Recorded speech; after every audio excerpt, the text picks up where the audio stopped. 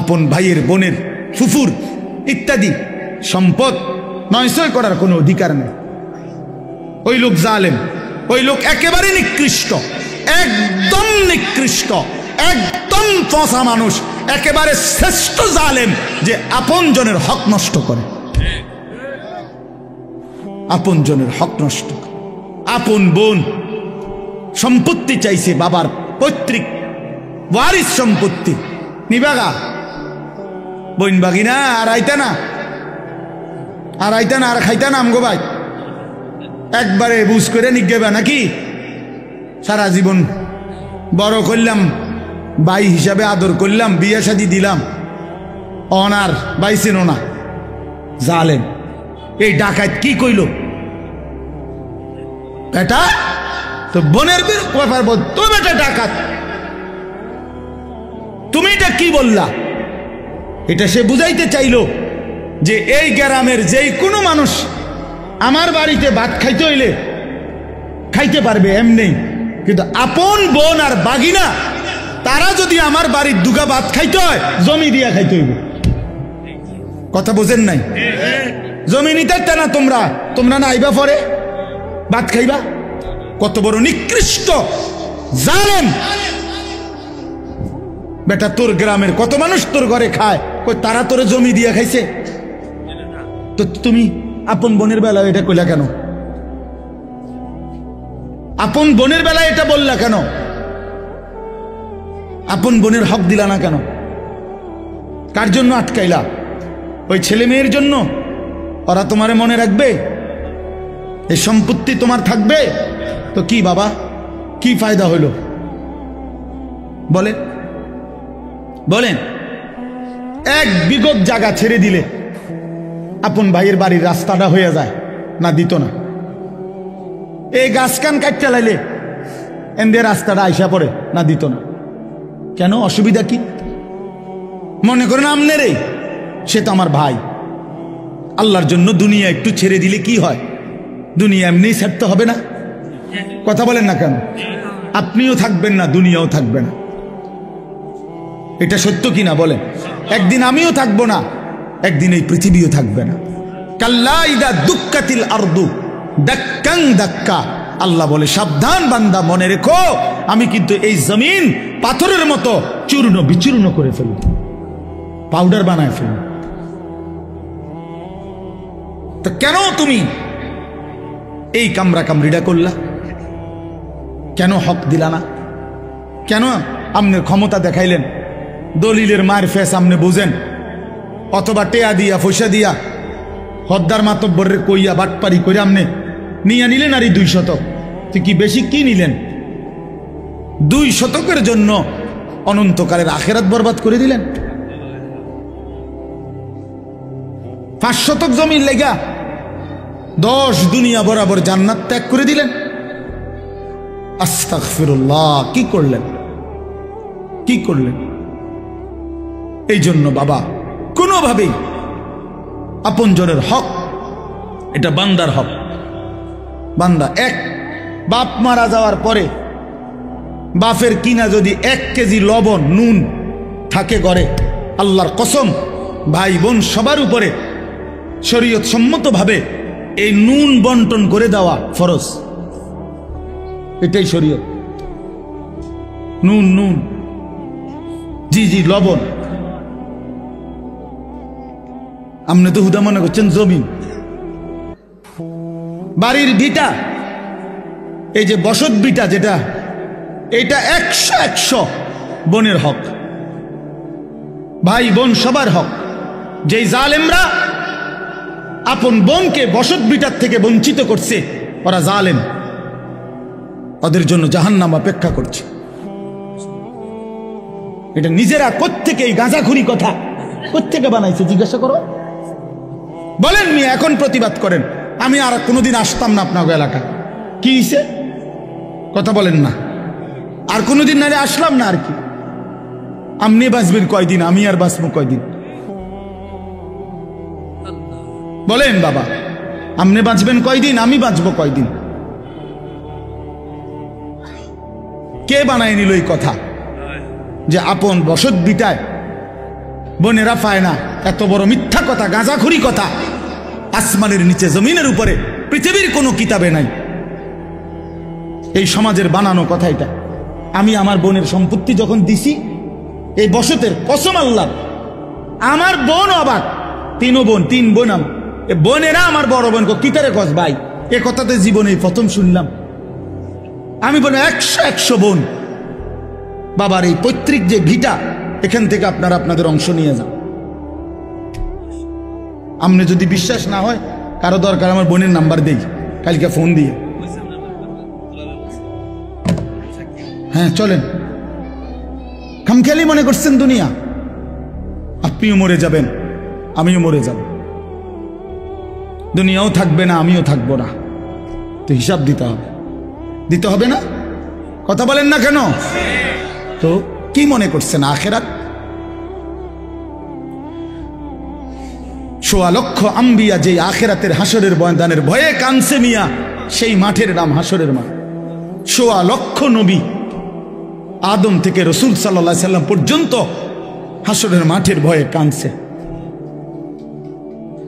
রব্বি লা তুখজিনি ইয়াওমা ইউবাসুন ইয়াওমা লা ইয়ানফাউ ওয়ালা মালুন ওয়ালা বানুন। এই যে ইব্রাহিম নবী বলছে, আল্লাহ হাসরের ওই কঠিন ময়দানে আমি ইব্রাহিম রে বেইজ্জতি করেন না। দোয়া করছি। আপনার কাছে হয়তো মনে হইব এখন, হুজুর ইডি কই ওনার ফেঁস লাগাইলো সমাজটার মধ্যে। হ্যাঁ, আমি এক জায়গায় বিয়ের সুন্নত তরিকা বলছি, আর হুজুর অনিডি নতুন করে কইয়া ফেঁস লাগাইলেন না।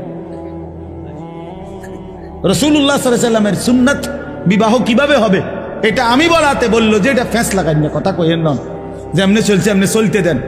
যে বেটা বলছে বেটার এখানে টাই পরা, স্যুট পরা, পরে আমি বললাম আঙ্কেল অবশ্যই আমি ফেঁস লাগানো ঠিক হবে না, এই জন্য আমি দয়া করে বিয়েটা পড়াইলাম না, আমনে মেহেরবানি করে বিয়েটা পড়ান। বাবুরে আমি দুগা ভাত খেতে মাইছি, ভাত আল্লাহর রহমতে খাইছি, খানা শেষ হয়ে গেছে, আমি যাই। এইবার হুজুর আমরা কি আর এটি পারি? আমি এতক্ষণ পণ্ডিতি করলেন কেন বেটা ফাজিল? কথা বলেন। আমনে না কইলেন, আমি আমারটা কইলে ফ্যাঁস লাগবো সমাজে, তো আমনেরটা করেন, আমনে বিয়ে পড়ো, আমার সমস্যা। আমি তো ভাত খাইছি, দইও খাইয়া লাইছি, আমার বুঝ হইয়া গেছে, আমি যে খানার বুঝ পাইছি তো সারছে তো। হ্যাঁ, এই জন্য বাবা আমি হয়তো একটু শক্ত বলে ফেললাম আর কি, এই ওজনে কম দেওয়া, কাউকে ঠকানো, এটা একটি নিকৃষ্ট অপরাধ, এর জন্য জাহান্নাম। কোরআনুল কারীমের মধ্যে পৃথিবীর ইতিহাসে আল্লাহ তাআলা বহু নবীর সম্প্রদায়কে আল্লাহ তাআলা আযাব দিয়ে একবারে চিরতরে ধ্বংস করে দিয়েছেন পুরা জাতি, এমন ইতিহাস কোরআন শরীফে আছে। নূহ আলাইহিস সালামের জাতি, হযরত হুদ আলাইহিস সালামের জাতি, হযরত লূত আলাইহিস সালামের জাতি, হযরত সালেহ আলাইহিস সালামের জাতি, হযরত শুআইব আলাইহিস সালামের জাতি। বিশেষ করে এই 5টা কওম উল্লেখযোগ্য, যাদের পুরা কওম আল্লাহ তাআলা নাফরমানির কারণে আল্লাহ তাআলা চূড়ান্ত আযাব দিয়ে ছোট বড় কোলের বাচ্চা পেটের বাচ্চা সব শেষ করে দিয়েছে, একসাথে শেষ। এই জাতির প্রত্যেকটার অগণিত অপরাধ ছিল, এর মধ্যে উল্লেখযোগ্য বিশেষ বিশেষ কোনো একটা অপরাধ ছিল, এক এক কওমের এক একটা। এর মধ্যে শুআইব আলাইহিস সালামের জাতি, যেটা কওমে শুআইব, এই হযরত শুআইব আলাইহিস সালামের জাতি, আল্লাহ তাআলা এই জাতিকেও ধ্বংস করে দিয়েছে। আসমানি এক ফেরেশতা আইসা আল্লাহর হুকুমে ফজরের ওয়াক্তে শুআইব আলাইহিস সালামের জাতির এলাকায় একটা বিকট চিৎকার দিছে, এক আওয়াজে পুরা কওম ফাসবাহু ফি দারিহিম জাসিমিন, সকলেই তাদের নিজ নিজ ঘরে উপুর হইয়া পইরা ওইখানেই মারা গেছে। এই অবাধ্য জাতি শুআইব আলাইহিস সালামের কওম তাদের বড় অপরাধ ছিল, মেইন অপরাধ ছিল তারা ওজনে কম দিত। কোরআন শরীফে আছে। এই নবীর শুআইব আলাইহিস সালাম তাদেরকে শত শতবার, হাজার হাজার বার, লক্ষ লক্ষ বার বলছে, লা তানকুসুল মিকিয়াল, আমার জাতি ওজনে কম দিও না। ওয়া আউফুল কাইলা, তিনি বলছে হে আমার জাতি ওজন পূর্ণ করে দাও, ওজনে কম করো না। ইন্নী আখাফু আলাইকুম আযাবা ইয়াউমিন আযীম, আমি তোমাদের উপরে বড় ভয়ানক আযাবের ভয় করছি। তোমরা যেভাবে মানুষকে ঠকাচ্ছ, ও চিরেই তোমাদের উপরে বড় সড় আযাব আসবে। এই কথা কোরআনে আছে, উনি বারবার বলছে, কিন্তু নাফরমান জাতি পাত্তা দেয় না। একদিন সত্যি সত্যি আল্লাহ তাআলা ফেরেশতা পাঠিয়ে বিকট চিৎকার দিয়ে ফেরেশতার এক আওয়াজে পুরা জাতি শেষ। আর ভোরবেলা তারা কেউ আর জাগে নাই। তাহলে আমার বলার উদ্দেশ্য হলো এটা, ওজনে কম না দেওয়া। অসংখ্য ব্যবসায়ী এই তার পণ্যের মধ্যে ওজনের মধ্যে কম দেয়, ঠকায়।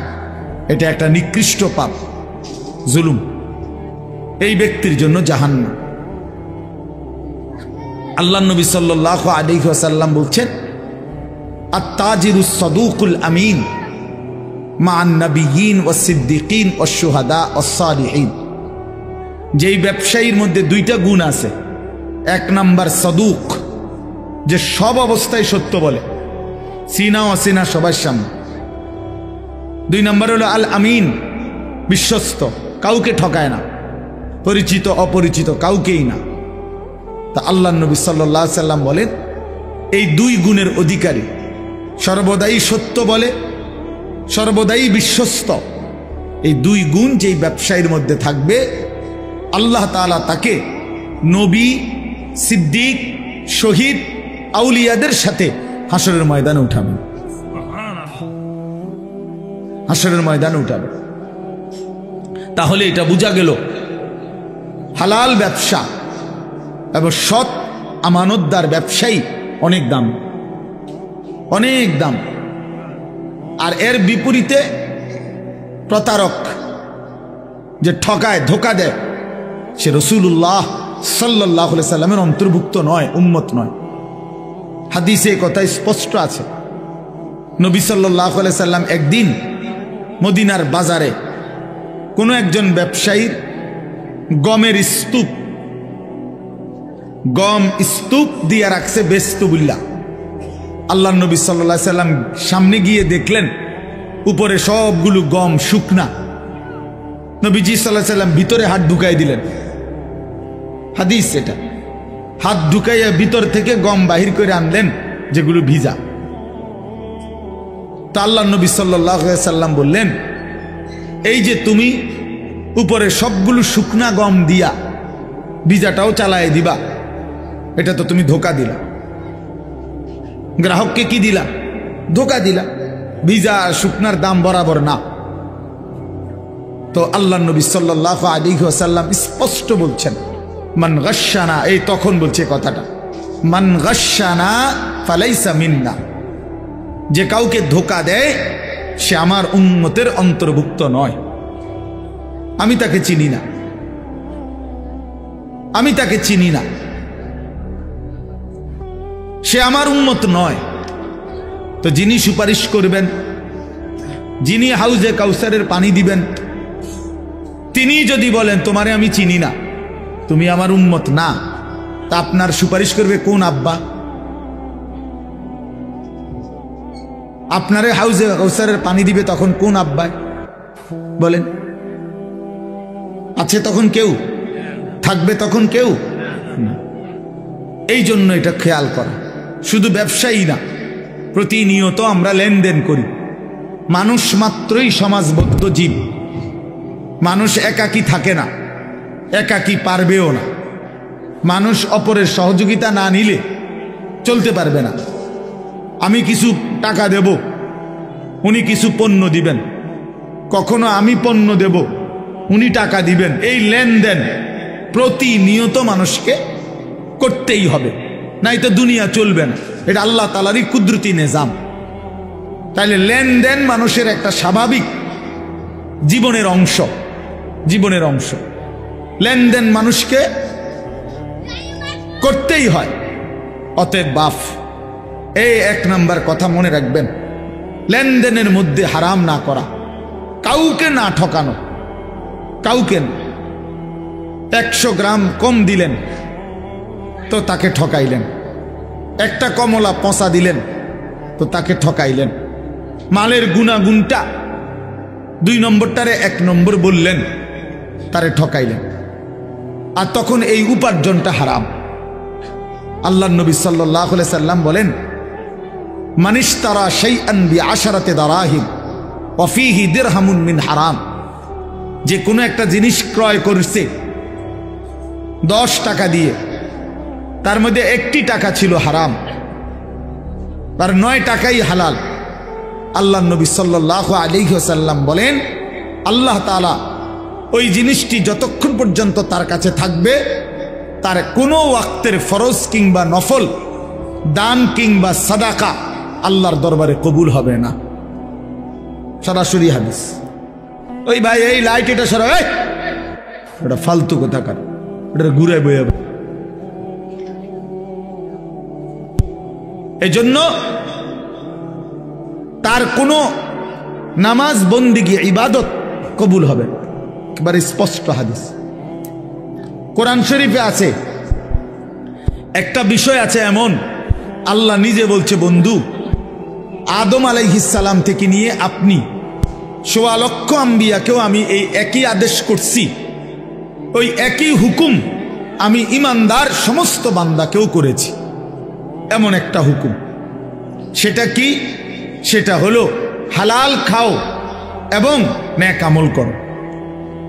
এই কথাইটা যে আগে উপার্জন হালাল, আগে বক্ষণ খাবার হালাল খাও, অতঃপর আল্লাহর ইবাদত করো, এই কথাইটা হুবহু আল্লাহ ১৬ লক্ষ নবীকেও বলছেন এবং সমস্ত ইমানদার উম্মতকেও বলছেন।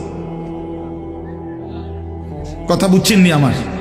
তাহলে এই মুশতারাক হুকুম সমস্ত নবীর জন্য যেই হুকুম, রাসূলুল্লাহ সাল্লাল্লাহু আলাইহি সাল্লাম বলেন, ইন্নাল্লাহ তাআলা আমারাল মুমিনিনা কামা আমারা বিহিল মুরসালিন। আল্লাহ তাআলা রাসূলদেরকে যেই হুকুম করেছেন, হুবহু এই হুকুম ইমানদারদেরকেও করেছেন। যে 1 নাম্বার রোজগার হালাল, বক্ষণ খাবার হালাল। 2 নাম্বার হলো আল্লাহর ইবাদত, নেক আমল, নেক আমল। এই জন্য বাপ আমরা অনেক সময় খামখেয়ালি মনে করি, খামখেয়ালি মনে করি, হালাল রোজগারের বিষয়টাকে পাত্তা দেয় না। এই সুদের টাকা, কিস্তির টাকা, মিথ্যা হারাম রোজগার, বাটপারি, সিটারি, ওজনে কম দেওয়া, আবার গিয়া নামাজ পড়ে মনে করবে যে চলবে না, চলবে না, চলবে না, হবে না। কোনো ব্যক্তি শুধু নামাজ পড়লে তারে নামাজি বলে, কেউ রোজা রাখলে তারে রোজাদার বলে, কেউ হজ করলে তারে হাজি সাহেব বলে, কেউ দান করলে তারে দানশীল বলে। কিন্তু দিনদার, মুত্তাকি, ফরহেজগার, আল্লাহওয়ালা তাকে বলে যে পুরা দিন মানে। কথা বুঝছেননি আমার? আর জান্নাতে যাওয়ার জন্য শুধু নামাজি হওয়া যথেষ্ট নয়, শুধু রোজাদার হওয়া যথেষ্ট নয়, শুধু হাজি সাহেব হওয়া যথেষ্ট নয়, শুধু দানশীল হওয়া যথেষ্ট নয়, বরং পুরা দিন মানা জরুরি। আমার জন্য, আপনাদের জন্য। আমি না মানলে আমি লাভ ক্ষতিগ্রস্ত, আপনি না মানলে আপনি ক্ষতিগ্রস্ত। কথা বুঝছেন? বহুত জনে তো মানে না, এ কথা কই হালাই দিল হইতো না। বহুত হুজুরেও তো মানে না, না মানুক, আমনে মানবেন। কারো অমকে মানে না, তোমকে মানে না, এ কথা বলে উড়াই দিলে হবে না। আমনে তো উনার কবরে যাইতেন না, আপনি তো আপনার কবরে যাইবেন। এই জন্য হালাল রোজগার এটা অত্যন্ত গুরুত্বপূর্ণ। তলাবু কাসবিল হালাল ফরিদাতুন, সরাসরি হাদিস, বাদাল ফরিদা। নবী সাল্লাল্লাহু আলাইহি সাল্লাম বলেন, নামাজ, রোজা, হজ, যাকাত এই ফরজগুলো আদায়ের পরে হালাল রোজগার তালাশ করা, এটা দ্বিতীয় ফরজ। দ্বিতীয় ফরজ কাসবিল হালাল, হালাল রোজগার, হালাল রোজগার। রাসূলুল্লাহ সাল্লাল্লাহু আলাইহি সাল্লামের জামানায় এক ব্যক্তি কাবা ঘর ধরে, কাবার গিলাফ ধরে বহু দূর থেকে সফর করে বালু সালু নিয়া কাবার গিলাফ ধরে আল্লাহর কাছে দুই হাত তুলে দোয়া করতেছিল বিভিন্ন কিছু, ইয়া রব্বি, ইয়া রব, ইয়া রব, আল্লাহ আমার এই দরকার, এই দরকার, এই দরকার। তিরমিজি শরীফের হাদিসের মধ্যে আছে, আল্লাহ নবী সাল্লাল্লাহু আলাইহি সাল্লাম সাহাবীদেরকে বললেন, দেখো তো, মাতামুহু হারাম, মাশরাবুহু হারাম, গুজিয়া বিল হারাম, ফাআন্না ইউস্তাজাবু লাহ। এই যে লোকটা, সে যা খেয়েছে হারাম, সে যা পান করছে তাও হারাম, তার শরীরের গোস্ত রক্তগুলো যা হয়েছে তাও হারাম, ফাআন্না ইউস্তাজাবু লাহু, তাহলে কিভাবে তার দোয়া কবুল হবে? যদিও সে কাবার গিলাফ ধরে রাখছে, যদিও সে আল্লাহর ঘরের সামনে। তো রাসূলুল্লাহ সাল্লাল্লাহু আলাইহি সাল্লাম যদি বলেন হারাম খোরের দোয়া কবুল হয় না, তা আপনি গাছ জোরে নি দোয়া কবুল করাবেন? কথা বলেন না। ইমাম সাহেব রেটে 100 দিলে ইমাম সাহেব দোয়া কবুল করাইয়া এরপরে বেহেশতে জমা দিয়ে আইব না? কি বেহেশত এই মাওলানা রুহুল আমিন, মাওলানা অমকের, আবু হানিফ, আনিসুর রহমান, হেগো বাফের সম্পত্তি? হ্যাঁ, কথা বলেন না কেন? বেহেশত কি ইমাম সাহেবের বাপের সম্পত্তি? তো ইমাম সাহেব কি টেন্ডার নিয়ে আসছে বেহেশত, যে আমি দূরের টেন্ডার লইছি 10 শতকের? তো কি ভাবছেন? আপনার সমস্ত জিন্দিগির পুরা নাফরমানি ইমাম সাহেবকে 100 দিয়ে মিলাই দিব, এত খামখেয়ালি ভাবলেন? সারা জিন্দিগির সমস্ত হারাম উপার্জন 200 টাকা দিয়া ইমাম সাহেব সাফ করায় নিব, এটা কি আসলে? এতটা মামুলি কিভাবে ভাবলেন? এতটা খামখেয়ালি কিভাবে মনে করলেন? এতএব আল্লাহর নবী সাল্লাল্লাহু আলাইহি ওয়াসাল্লাম বলছেন, লা ইয়াদখুলুল জান্নাতা জাসাদুন গুজিয়া বিল হারাম। ওই দেহ জান্নাতে প্রবেশ করবে না যে দেহের গোস্ত, মাংস, রক্ত হয়েছে হারামের দ্বারা। আল্লাহর কসম, এটা হাদিস, নবী সাল্লাল্লাহু আলাইহি সাল্লাম বলছেন। আমি নিজে হাদিসের ব্যাখ্যার মধ্যে পড়ছি, আহা বদনসিব ওই ব্যক্তি, যে ব্যক্তি তার গোটা ফ্যামিলিকে, বউ বাচ্চাগুলোকে হারাম টাকা খাওয়াইছে, তার এই হারাম রোজগার দিয়েই সবাই খাওয়াইছে, পড়াইছে।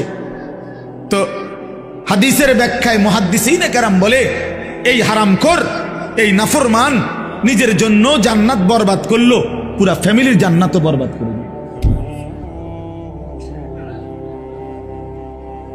পুরা ফ্যামিলির জান্নাত বরবাদ করে দিল, সবার জান্নাত বরবাদ করে দিল। এই জন্য বাবা, আপনি যদি মনে করেন ইসলাম শুধু নামাজ না, ইসলামের গুরুত্বপূর্ণ ইবাদত নামাজ, কিন্তু ইসলাম শুধু নামাজ না। ইসলামের গুরুত্বপূর্ণ ইবাদত রোজা, কিন্তু ইসলাম শুধু রোজা না। ইসলামের অত্যন্ত গুরুত্বপূর্ণ ইবাদত হজ, কিন্তু ইসলাম শুধু হজ না, শুধু হজ না। ইসলাম পুরা দিন মানা। ইয়া আইয়ুহাল্লাযীনা আমানু দুখুলু ফিস সিলমি কাফা, পুরা দিনে প্রবেশ করো। আল্লাহ বলছে 100 100 100 100। এই জন্য আমি আপনাদের কাছে এই প্রথম কথা এটা বললাম, কেউ, আমিও আপনিও নিয়ত করেন কাউকে ঠকাবেন না, বলেন ইনশাআল্লাহ। এটা অনেক বড় জঘন্য, অনেক বড় নিকৃষ্ট মানসিকতা, নিকৃষ্ট মানসিকতা। এবার আসেন এই আয়াতের, এই শব্দের আরেকটু ব্যাখ্যা। সেটা হলো তাতফিফ, মানে বান্দার হক, আল্লাহর হক কোনো কিছুতেই কমতি না করা, ঘাটতি না করা। এটা তাফসীর আছে। আল্লাহর যত হক আমার কাছে, তা পূর্ণ আদায় করা। ঘাটতি করলে, কমতি করলে, ত্রুটি করলে এটা তাতফিফ, এটা তাতফিফ, ওই ব্যক্তির জন্য জাহান্নাম। বান্দার হক যেটা, সেখানেও যদি কেউ ঘাটতি করে, কমতি করে, ত্রুটি করে, ধোঁকা দেয়, না দেয়, তো সেটাও তাতফিফ, ওই ব্যক্তির জন্য জাহান্নাম। আসেন আমি দুইটা উদাহরণ দেই। এক নাম্বার হলো নামাজ, আল্লাহর হক। কার হক? এই নামাজ যারা আদায় করে তাদের দায়িত্ব নামাজের মধ্যে এক সুতাও ঘাটতি না করা, তাইলে তাতফিফ হবে। হাদিসে আছে রুকু, সেজদা, ওযু, নামাজের নিয়ত, সানা, সূরা ফাতিহা, কোরআন শরীফের সূরা, তাসবিহ, আত্তাহিয়াতু, দুরূদ শরীফ, দোয়ায়ে মাসুরা, দোয়ায়ে কুনুত এবং ধীরস্থিরতা, কোনো কিছুর মধ্যে ত্রুটি না করা। ত্রুটি করলে তাতফিফ, ত্রুটি করলে আল্লাহর হকের মধ্যে ত্রুটি করলেন, আপনার জন্য জাহান্নাম। আপনি গ্রামের না শহরের, আপনি স্কুলের না কলেজের, আপনি মূর্খ না পাবলিক, আপনি কি গ্রামের সাধারণ মানুষ না অসাধারণ, এগুলো কোনো কথা না, এগুলো একটাও কোনো হিসাব না। আপনি মুসলমান কিনা সেটা বলেন। যদি বলেন হ্যাঁ আমি মুসলমান, তাহলে অবশ্যই অবশ্যই সূরা, কেরাত, দোয়া, কালাম, রুকু, সেজদা, নামাজ 100 শুদ্ধ হইতে হবে। যার সূরা অশুদ্ধ, যার দোয়া কালাম অশুদ্ধ, যার আলহামদুলিল্লাহ সূরা অশুদ্ধ, সে আল্লাহর হকের মধ্যে ত্রুটি করছে, তার নামাজ আদায় হয় না, জাহান্নাম তার জন্য অপেক্ষা করছে। আপনারা এই বোকামি করেন, আপনাদের অন্তরের মধ্যে কেউ বসাই দিছে আমরা সাধারণ মানুষ, আমরা গ্রামের মানুষ, আমরা সিধা সাদা মানুষ, আমরা জেনারেল মানুষ, আমরা স্কুল কলেজে পড়ছি অথবা কিছুই পড়ি নাই, আমগো দোয়া কালাম সূরা কেরাত কোন রকম একটু হইলে হবে রুকু সেজদা দেওন, আমরা কি আর এত টান ফার্মু? কাজে আমরারে এমনি বেহেশত দিতে হইব, আর হুজুররারে বেহেশত দিতে হইলে সূরা কেরাত, দোয়া কালাম 100 শুদ্ধ সঠিক বুঝা এরপরে হুজুরের বেহেশত দিতে হবে। কারণ আমগোর লাগে বেহেশতটা কঠিন হয়ে গেছে, আমনের জন্য এটা সহজ হয়ে গেছে। এটা তো বেইনসাফি, আর আল্লাহ তো বেইনসাফি করতে পারে না।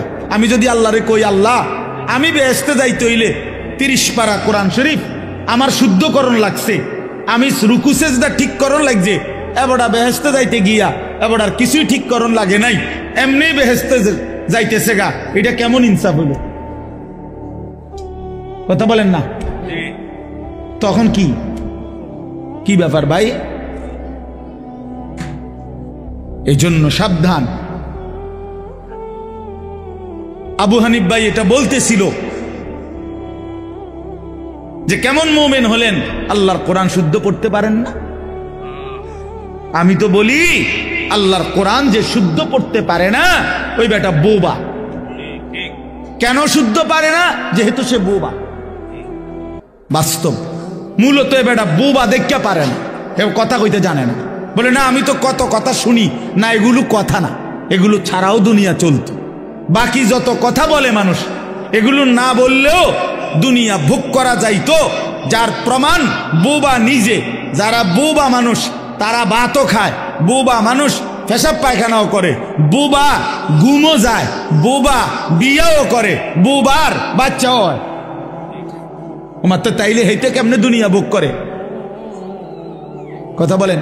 তাহলে বুঝা গেল কথা না বলিয়েও দুনিয়া কি করা যায়, তো সারছে তো। তাইলে আর আমনে কথা কইয়া লাভ হইল কি? আপনারে জবান দিল কেন? তাইলে বাতের লাগে তো হেবেটা ভাত খায় কেমনে? আপনারে জবান দিল কি লেগে? হতনের লাগে তো হেইতে হতে কেমনে বলেন? ওই অন্ধ লোক দুনিয়া ভোগ করে কিভাবে? ওই বধির লোক দুনিয়া ভোগ করে কিভাবে? এই জন্য বাপ আল্লাহর হক অনেক, এত রাত আমি সব বলা যাবে না, একটাই বললাম নামাজ। রুকু দেন, আপনাদের অনেক বয়স্ক লোক আছেন, রুকু দিয়া মাথা একটু উঠাইয়া আরেকটা সেজদা জায়গা। এ বাটপার, এই বুড়া বাটপার, মনে রাখেন, 1 নাম্বার বাটপার, এটা বাটপার,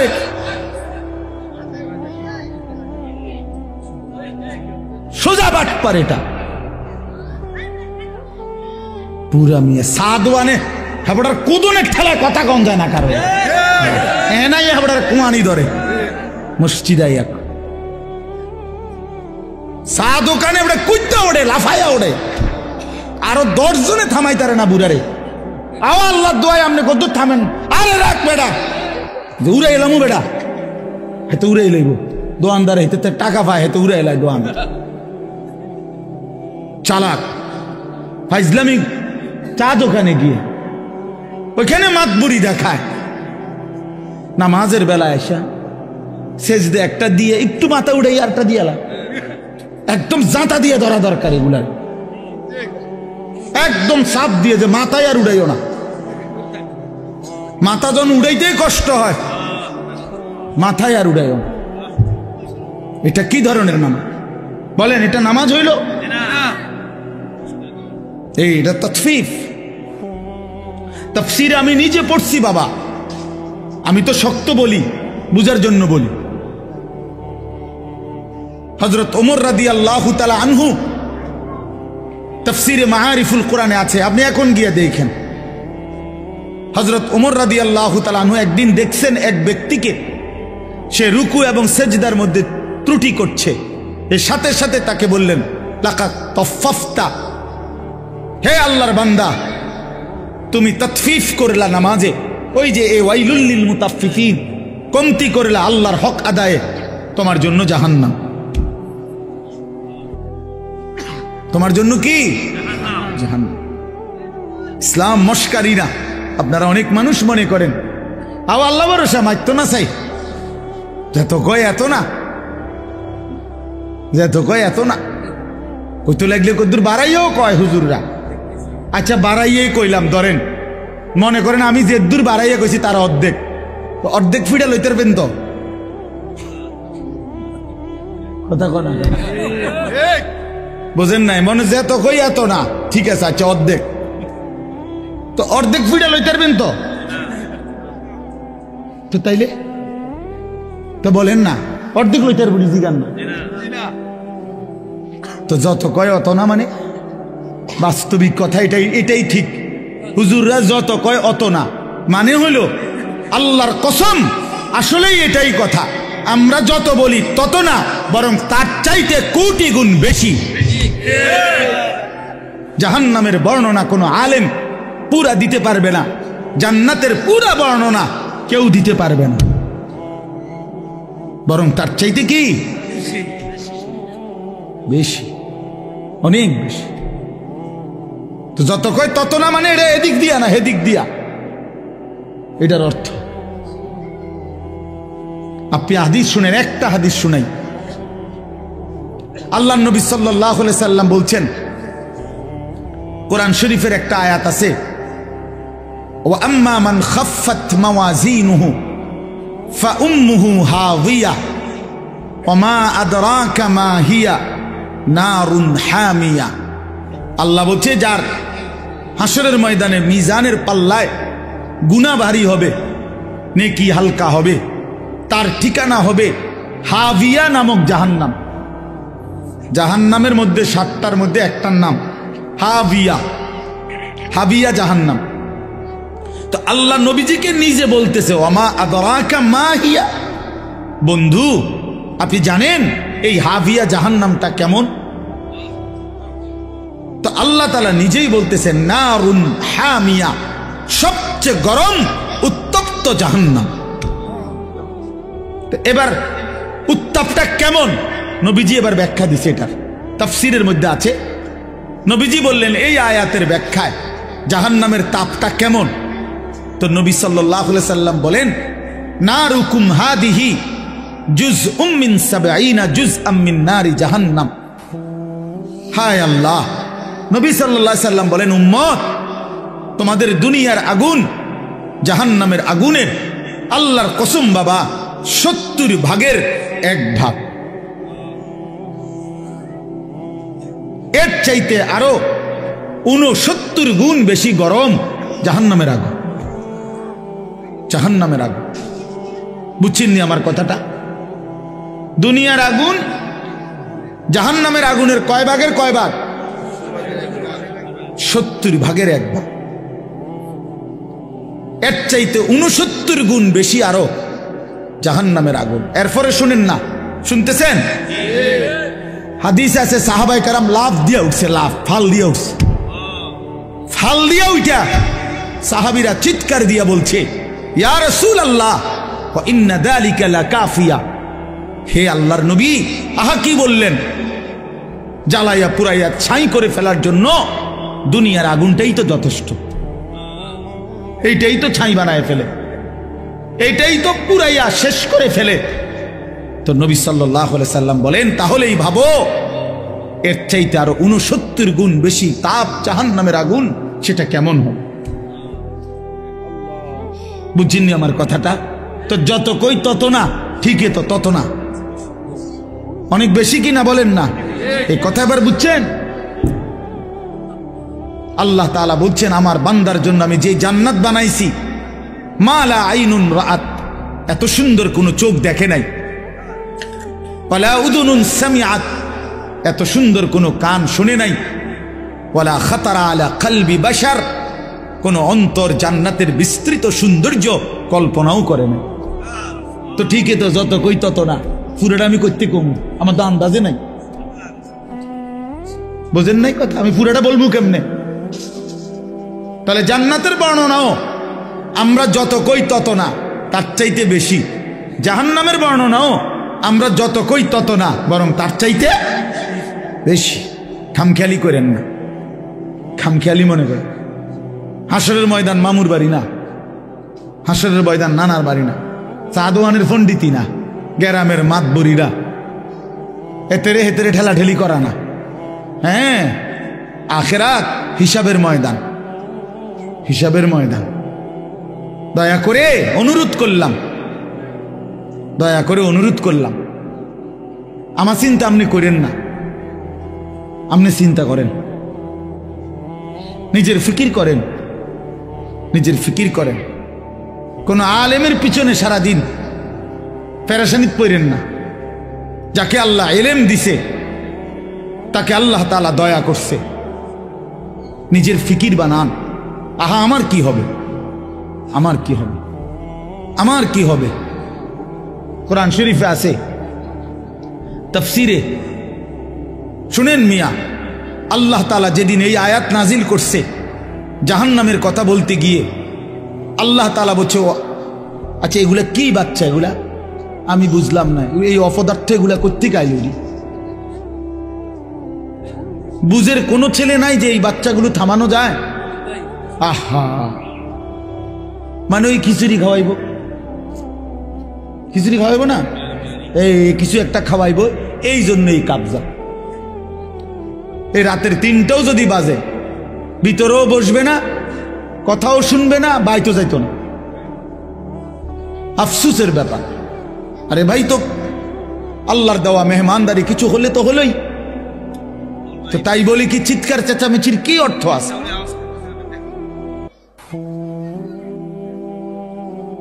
তো কি বলতেছিলাম? হ্যাঁ, মাশাআল্লাহ, আল্লাহ তাআলা যেদিন এই আয়াত নাজিল করছে, ওয়াকুদুহান নাস ওয়াল হিজারা, আমার কথা শুনেন বাবা, আল্লাহ বলছে, হে নবী শুনেন, জাহান্নামের আগুন লাকড়ি হবে, মানুষ এবং পাথর। মানুষ ফেলবে, আগুন আরো উত্তাপ হবে, পাথর ফেলবে, আগুন আরো উতরাইবে। তো এই আয়াত যখন নাজিল হইছে, একজন সাহাবী ছিলেন বিখ্যাত, হযরত সালমান ফারসি রাদিয়াল্লাহু তাআলা আনহু, আপনারাও নাম শুনছেন। এই সাহাবী এই কথা শুনে একটা চিৎকার দিয়া কানতে কানতে বাড়ির থেকে দূরে একটা পাহাড়ের উঁচু জায়গা এক কোনায় 3 দিন একটানা শুধু নামাজ আদায় করছে, আর বাকিটা টাইম চোখের পানি ফেলে শুধু কাঁদছে। আর এই এক বাক্য বারবার বলছে, হায় জাহান্নামের আগুনের লাকড়ি হবে মানুষ, আমি যদি হই সেটা আমার কি হবে। 3 দিন পরে নবী সাল্লাল্লাহু আলাইহি সাল্লাম সাহাবীদেরকে জিজ্ঞেস করছে, সাহাবীরা আমার সালমান কোথায়, তাকে তো দেখছি না। সাহাবীরা খুঁজতে খুঁজতে তালাশ করে ওই পাহাড়ের উঁচু জায়গার থেকে ওনারে ধরে আনছে, আইনা নবীজির সামনে আইনা বলছি, ইয়া রাসূলুল্লাহ, সালমান তো সেখানে বসে কাঁদতেই আছে আর বলতেছে, হায় জাহান্নামের আগুনের লাকড়ি হবে মানুষ, আমি যদি হই আমার কি হবে। এ কথা বলে শুধু কাঁদতেছে। আল্লাহ নবী সাল্লাল্লাহু আলাইহি সাল্লাম বললেন, সালমান কি হলো? বলছি, ইয়া রাসূলুল্লাহ, এই আয়াতের ভয় আমার তো চোখের পানি বন্ধ হইতে দিচ্ছে না, আমার তো ভয় হচ্ছে, আমি তো থামতে পারতেছি না, আমি যদি জাহান্নামের লাকড়ি হই আমার কি হবে। আল্লাহর কসম, তখন নবী সাল্লাল্লাহু আলাইহি সাল্লাম বলছে, সালমান আমি রাসূল সাক্ষ্য দিলাম জান্নাত তোমার অপেক্ষা করছে, জান্নাত তোমার অপেক্ষা করছে, তুমি থামো। তো তিনি কান্না থামাইছে। আপনি আমি মস্কারি মনে করেন, আপনি মস্কারি আর কি মনে করেন?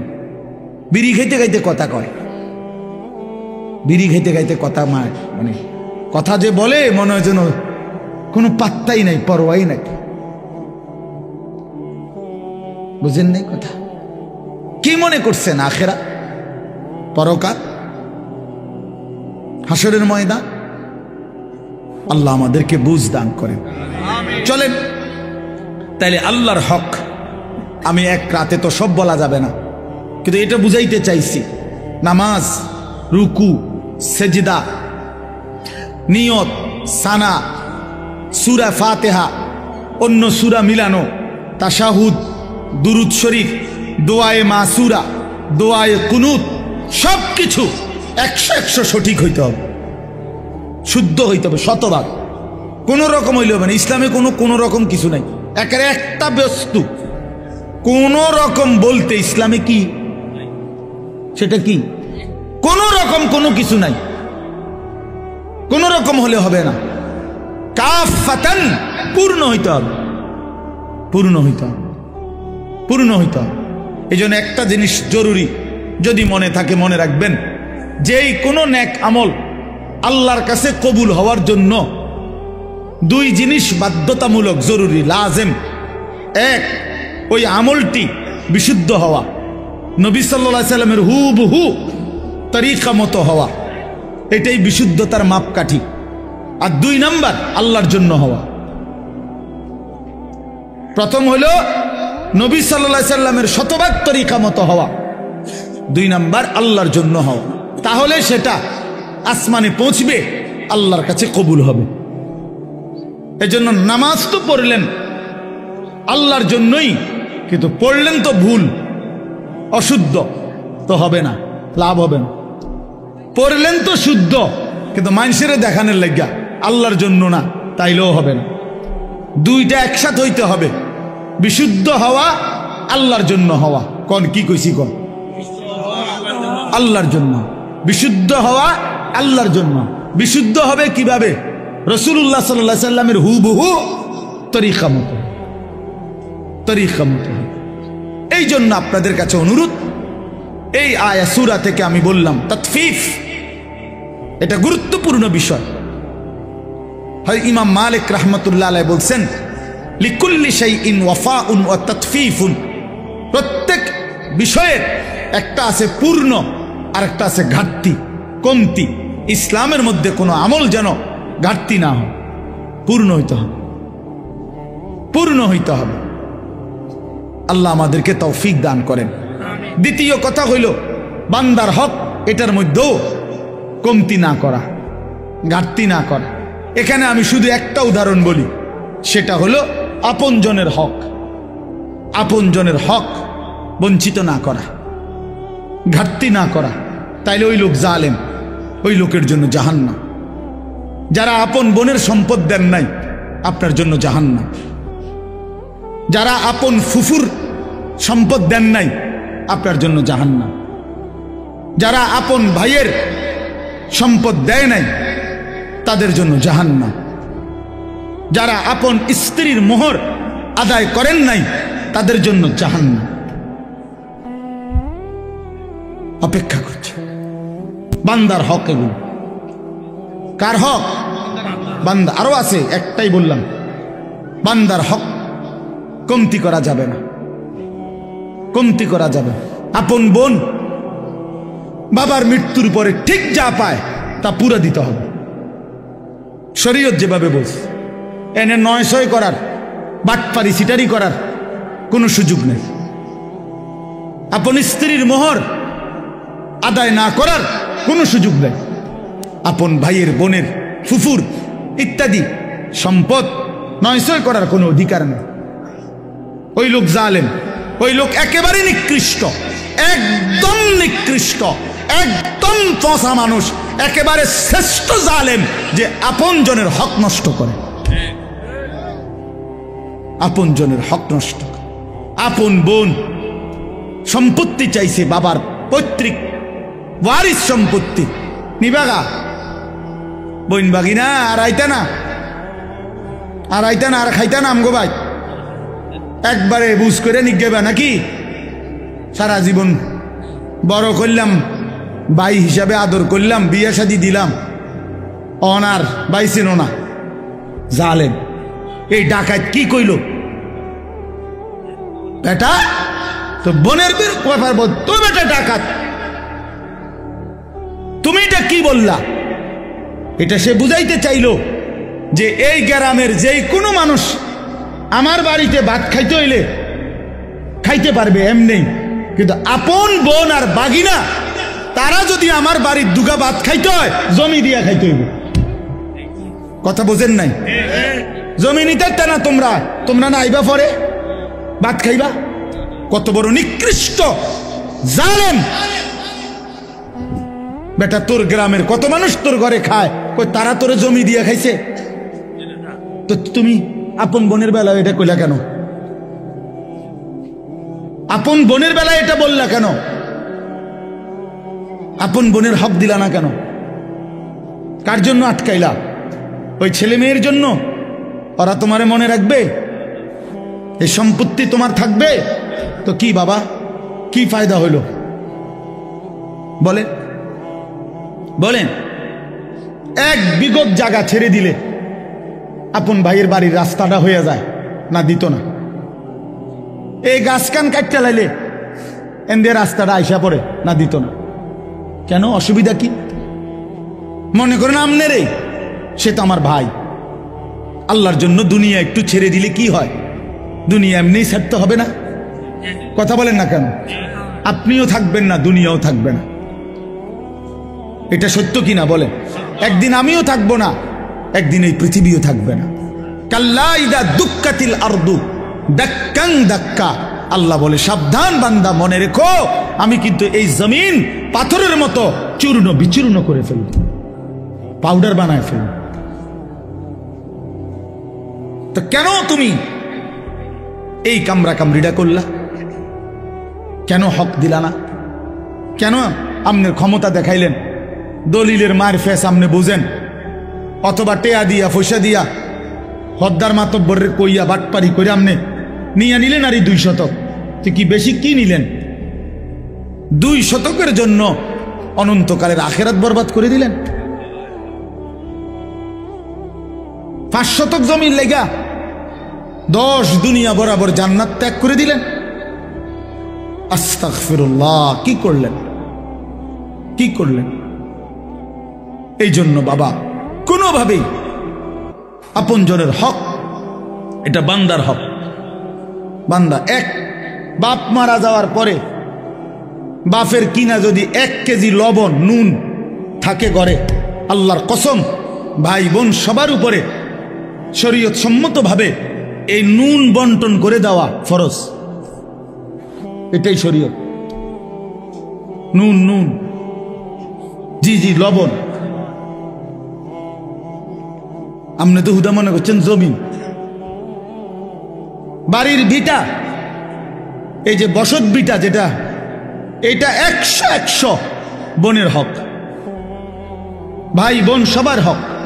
যেই জালেমরা আপন বোনকে বসত ভিটার থেকে বঞ্চিত করছে, ওরা জালেম, ওদের জন্য জাহান্নাম অপেক্ষা করছে। এটা নিজেরা কোত্থেকে এই গাঁজাখুরি কথা কোত্থেকে বানাইছে জিজ্ঞাসা করো। বলেন মিয়া, এখন প্রতিবাদ করেন। আমি আর কোনোদিন আসতাম না আপনার এলাকা, কি হইছে? কথা বলেন না। আর কোনোদিন না আসলাম না, আর কি?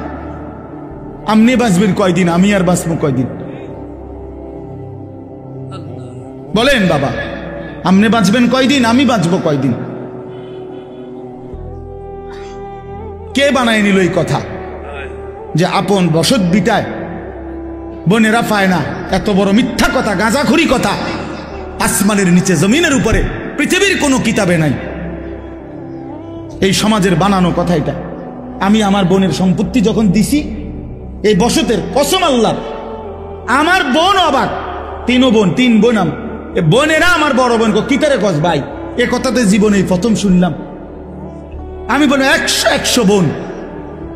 বাবার এই পৈতৃক যে ভিটা, এখান থেকে আপনারা আপনাদের অংশ নিয়ে যান।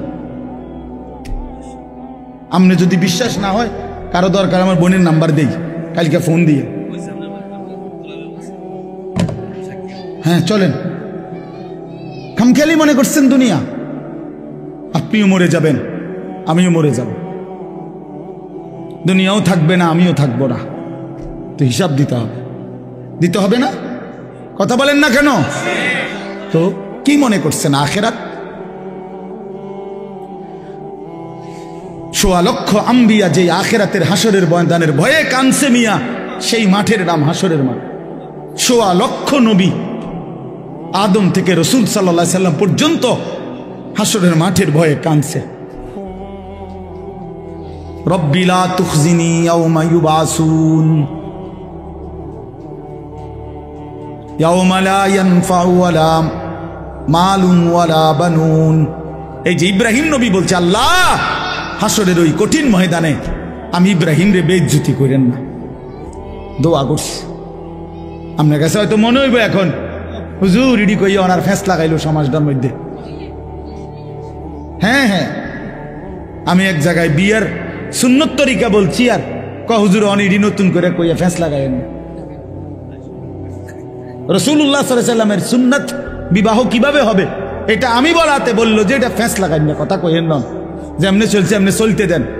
যে বেটা বলছে বেটার এখানে টাই পরা, স্যুট পরা, পরে আমি বললাম আঙ্কেল অবশ্যই আমি ফেঁস লাগানো ঠিক হবে না, এই জন্য আমি দয়া করে বিয়েটা পড়াইলাম না, আমনে মেহরবানি করে বিয়েটা পড়ান। বাবুরে আমি দুগা ভাত খেতে মাইছি, ভাত আল্লাহর রহমতে খাইছি, খানা শেষ হয়ে গেছে, আমি যাই। এইবার হুজুর আমরা কি আর ইডি ফারি? তা আমি এতক্ষণ পণ্ডিতি করলেন কেন বেটা ফাজিল? কথা বলেন। আমনে না কইলেন, আমি আমারটা কইলে ফ্যাঁস লাগবো সমাজে, তো আমনেরটা করেন, আমনে বিয়ে পড়ো, আমার সমস্যা। আমি তো ভাত খাইছি, দইও খাইয়া লাইছি, আমার বুঝ হইয়া গেছে, আমি যে খানার বুঝ পাইছি, তো সারছে তো। হ্যাঁ, এই জন্য বাবা আমি হয়তো একটু শক্ত বলে ফেললাম আর কি, কিন্তু মনে কষ্ট নিয়েন না। আপনি বরঞ্চ ভাবতে শিখেন, বিষয়টাকে পজিটিভ দেখেন, ইতিবাচক দেখেন, যে আহা আসলে তাহলে আমার কি করা উচিত। ঠিক কিনা বলেন না কেন? 5 শতক জমি কমে গেলে জিফুত মরতো না, আখেরাত বাইচা যাবে। 10 শতক জমি কম পাইলে সন্তান মরবে না। আমরা 5 ভাইয়ের জন্য আমার বাবা কোনো ঘর করে দিয়ে যায় নাই। 2008 সালে আমার আব্বা ইন্তেকাল করছে, 2009 সালে না 2015 সালে, 2015 সালে, আর এখন 2024, 9 বছর। এই 9 বছর আগে আমার আব্বা ইন্তেকাল করছে, যখন আমরা 5 ভাইয়ের কারো কোনো ঘর ছিল না। কিন্তু এই 9 বছরের ব্যবধানে বাবার ইন্তেকালের পরে আমরা 5 ভাইয়েরই আলাদা আলাদা জমি কিনা বিল্ডিং আছে, আলহামদুলিল্লাহ। তাহলে বাফ করে দিয়ে যায় নাই বলে সন্তান করতে পারবে না, এটা কোনো কথা না। বরং 5 জনের, আমার সব ভাই কোনো ওয়াজ করে না, সব ভাইয়ের আলহামদুলিল্লাহ আল্লাহ ঘর করবার তৌফিক দিছে, আলাদা আলাদা।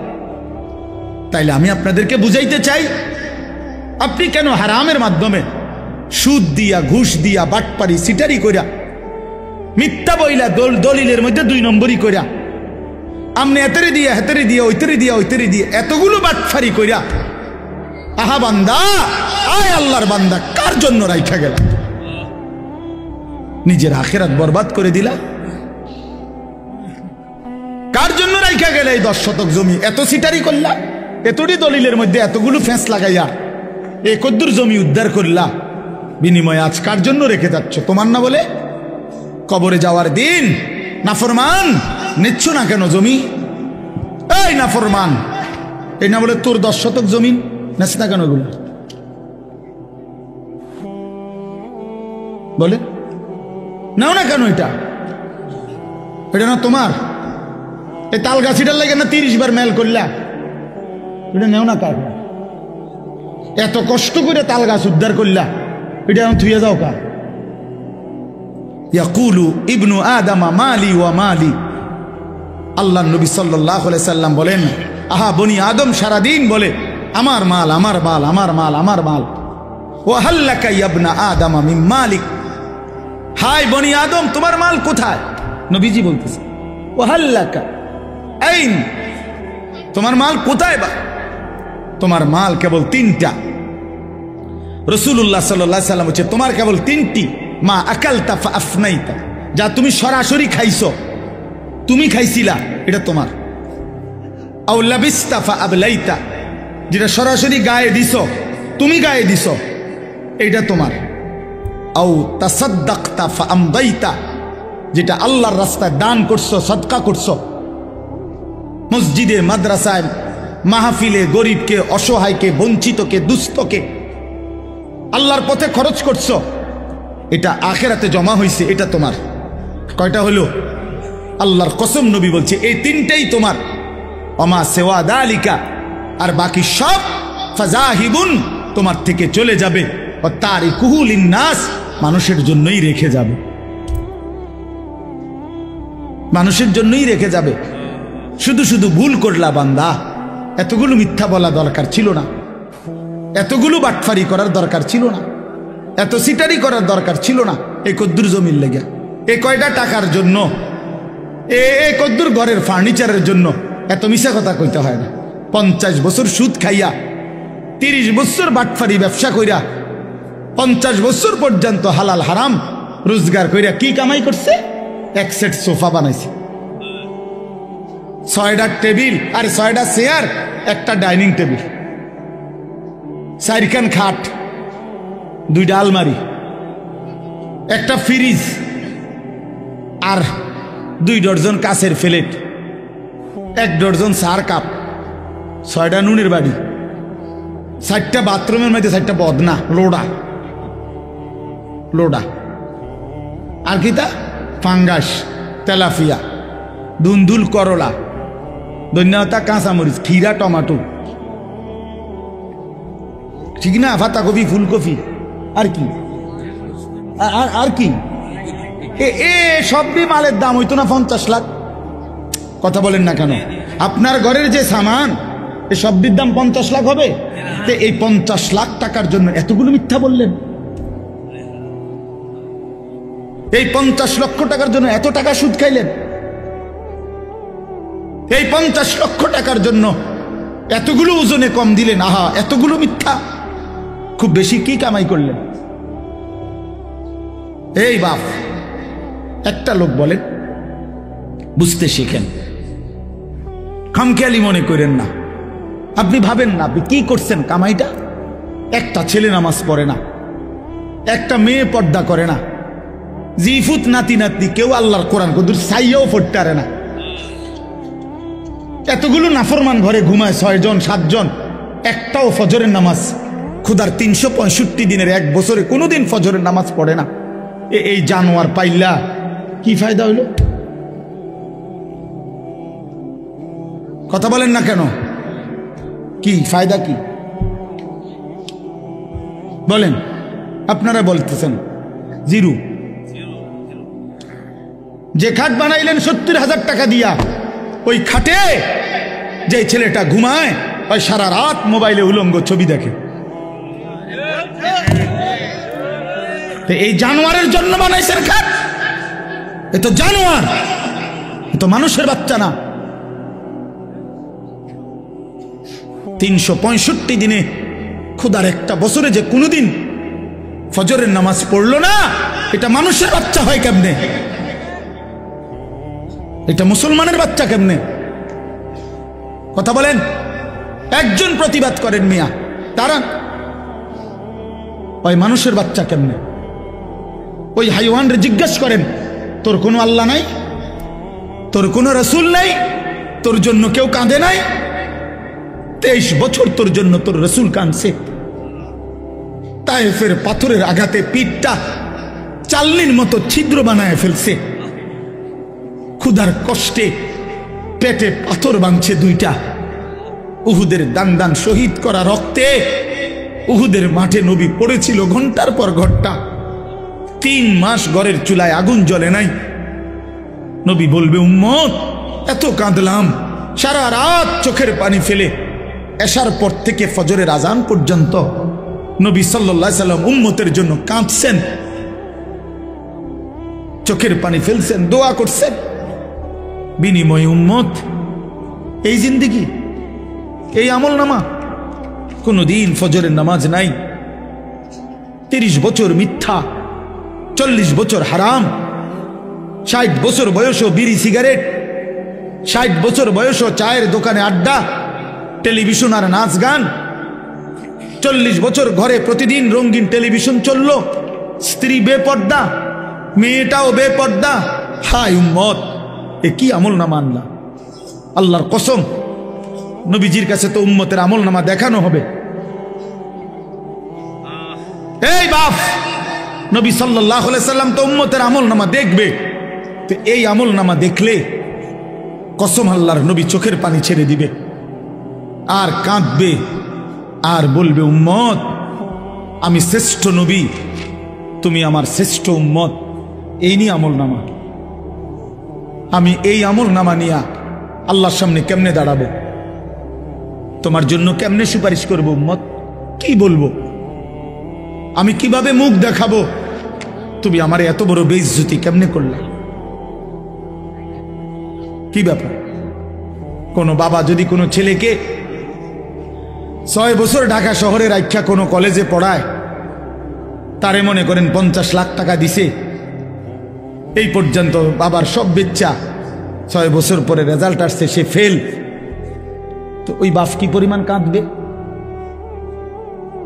যে কিরে বাপ, আমার গত 6 বছরের এই রক্ত পানি করা টাকা, ঘাম বেজানো কলিজা ছেঁড়া টাকা, তোদের সুখের জন্য আমি 12 বছর বিদেশ করছি, তোদের সুখের জন্য আমি 28 বছর বিদেশ থাকলাম, কোনোদিন সুখ কি দেখি নাই। 12 ঘন্টা 14 ঘন্টা ডিউটি করে, এত কষ্ট করে বুকে বাইদা এক একটা টাকা রোজগার করে তোদেরকে দিছি, বিনিময়ে এই রেজাল্ট, বিনিময়ে এই ফলাফল। ওই বাবা কাঁদবে কিনা বলেন? ওই মা কাঁদবে কিনা বলেন?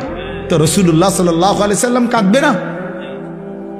বলবে, উম্মত 23টা বছর কাইদা, চোখের পানি ফেলে, রক্ত জড়িয়ে, পেটে পাথর বাইদা, ক্ষুধার কষ্ট সয়ে বিনিময়ে এই আমল নামা পাইলাম।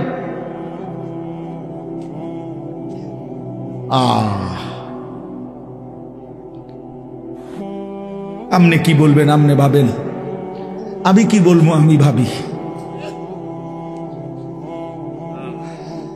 চলেন কথা শেষ, সবাই মিলেই ভাবেন, এটুকু ভাবেন, কি দাঁড়াবেন, কি বলবেন? নবী সাল্লাল্লাহু আলাইহি সাল্লাম বলবেন এটা, উম্মত আর কত কাঁদলে তোমার দিল নরম হইতো?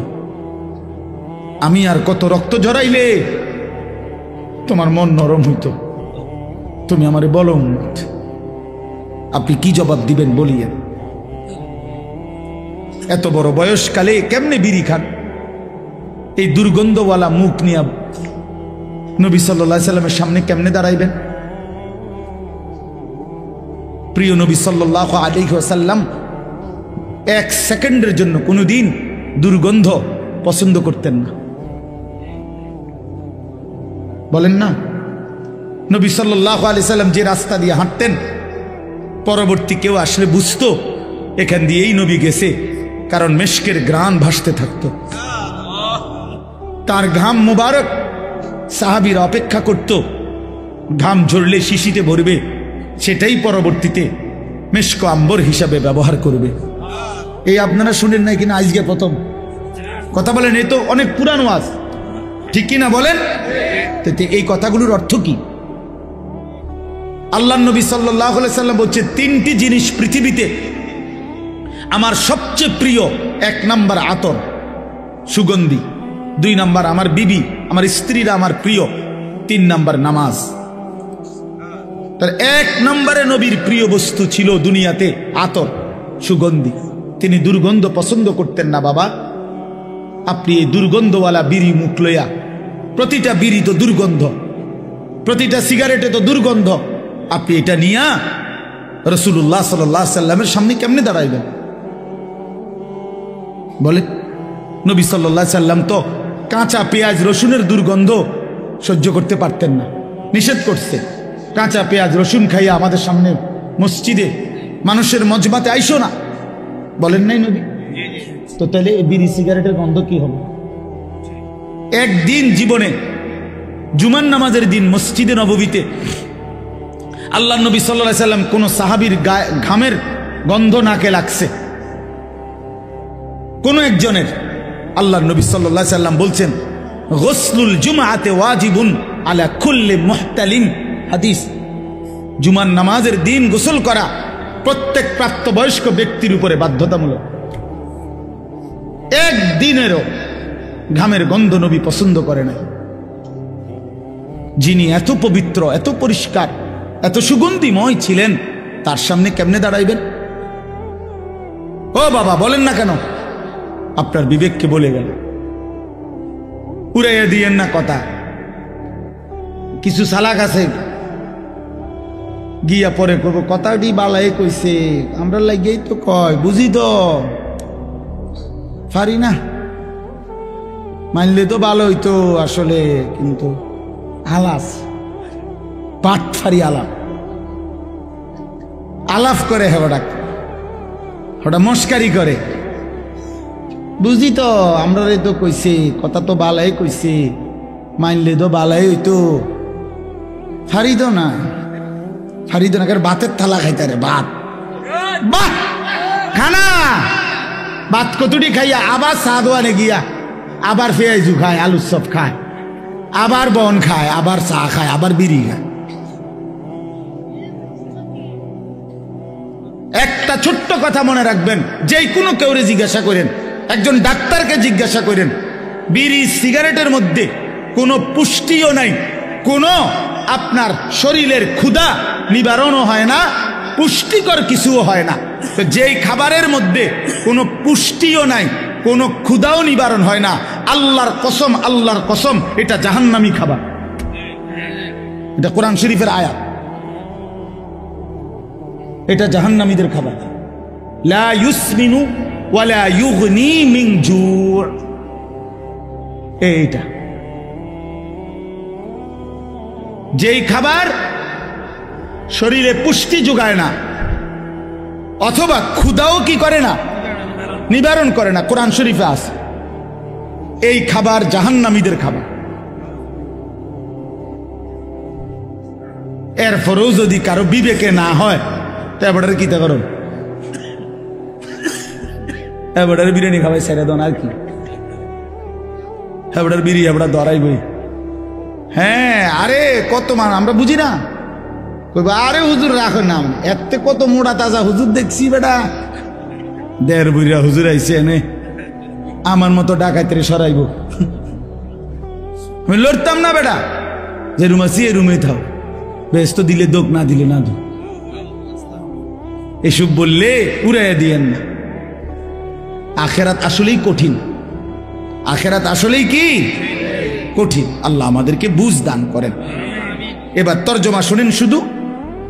আল্লাহর হুকুম মানলে, আল্লাহর অনুগত থাকলে, কোরআন সুন্নাহ মতো চললে, আল্লাহ তাআলা কোরআনের ভাষায় এই সূরায় বলছেন, ওই মানুষদেরকে বলে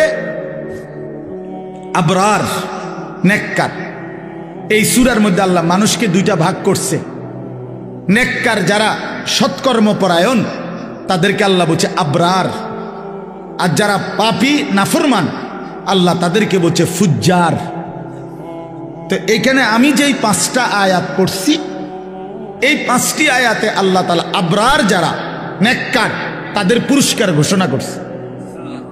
ইন্নাল আবরার লাফি নাঈম, আল্লাহ বলেন আমার নেককার বান্দা যারা হবে তারা নেয়ামতে নেয়ামতে ভরা চির সুখের জান্নাতেই বসবাস করবে। আচ্ছা, জান্নাতের নিয়ামত কি পরিমাণ? তো আল্লাহ কোরআনে বলছে ইদা রাআইতা সাম্মা রাআইতা নাঈমান ওয়া মুলকান কাবীরা। এটা বলতেই মজা লাগে আমার। ইদা রাআইতা সাম্মা রাআইতা নাঈমান ওয়া মুলকান কাবীরা। আল্লাহ বলছে অর্থ হলো এই, আমার বান্দা জান্নাতে ঢুকবে, জান্নাতের নিয়ামত দেখবে, আবার দেখবে, আবার দেখবে, আবার দেখবে, ঘুরে ঘুরে দেখবে, চোখ ফিরায়া ফিরায়া দেখবে, দেখবে শুধুই নিয়ামত, নিয়ামতে নিয়ামতে এক বিশাল রাজত্ব আল্লাহ তারে দান করছে। আল্লাহ বলবে বান্দা তুই দেখবি কতক্ষণ, আমি দেখাবো কতক্ষণ, চল বান্দা। তুই আমার লোকে পারবি কেমনে বান্দা? তুই আমার লোকে কেমনে পারবা বান্দা? লাহুম মা ইয়াশাউনা ফিহা ওয়া লাদাইনা মাজিদ। বান্দা যা চাইবে জান্নাত তা তো মিলবেই। আল্লাহ বলেন এর অতিরিক্ত আমার কাছে আছে আরো অগণিত। সুবহানাল্লাহ। ইন্নাল আবরার লাফি নাঈম, নিয়ামতে নিয়ামতে ভরা জান্নাতেই থাকবে।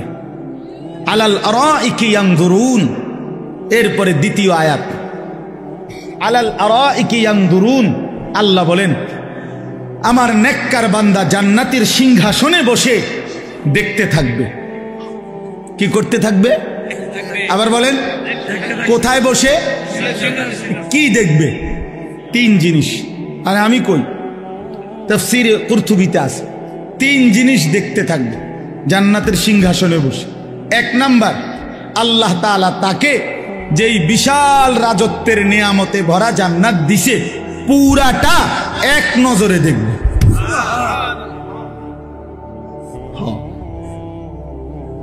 এক নজরে দেখবে। এখন কেমনে দেখবে তাহলে এক নজরে? নিশ্চয়ই জান্নাত হলো 10 হাত বাই 10 হাত, মতো নাহলে দেখবো কেমনে? জান্নাত যদি পুরা বাঙ্গরা ইউনিয়ন হয় আমরা কেমনে দেখবো? তা জান্নাত তো নিশ্চয়ই কি কুড়াখালের সমান? কিতা 2টা রুম আর একটা বারিন্দা। সবচেয়ে ছোট জান্নাত 10 দুনিয়া বরাবর। সবচেয়ে ছোট, সবচেয়ে ছোটটা এই 10 দুনিয়া বরাবর জান্নাত সে এক নজরে জান্নাতের সিংহাসনে বসে দেখতে থাকবে। যদি বলেন এটা কিভাবে সম্ভব, তা আমি বলি দোয়া করেন আল্লাহ আমারও জান্নাত যেন দেয়, আমনেরও যেন দেয়, দুজনে মিললে আমরা একসাথে দেখা আমনে আমারে বুঝাই কইবেন, আমি আমনে বুঝাই কইব। আল্লাহ কবুল করেন, নিয়ত করেন, আমিন বলেন। ওমা আল্লাহর কাছে জান্নাত চাইবেন না? জান্নাত তো আমগুলো লেগে বানাইছে আল্লাহ, ইমানদারের জন্য বানাইছে না? নাইলে আমি কেমনে কইতাম এটা কিরকম হইব, কেমনে দেখবো? আমি কি এই মিশনিটা দেখছিনি? এই জন্যই বললাম একসাথে যদি আল্লাহ আমগরে জান্নাতি বানায় তা আমিও দেখুম, আমনও দেখবেন, আমি আমনের বুঝাই কম, আমনে আমারে বুঝাই কইবেন। আলাল আরাইকি ইয়ানজুরুন, এইলো 1। 2 নাম্বার, জান্নাতি ব্যক্তি জাহান্নামের দৃশ্য, আযাবের দৃশ্য জান্নাতের সিংহাসনে বসেই সচক্ষে দেখতে পান আর চিৎকার দিয়া বলবে হায় মাওলা আপনার কত বড় দয়া, আপনি আমারে কি জঘন্য ভয়ানক জাহান্নাম থেকে বাঁচায় দিলেন। এই কয়টা হলো? 3 নাম্বার। 3 নাম্বারটা কই? আল্লাহু আকবার। 3 নাম্বার হইল একটু জিরান, তারপরে কই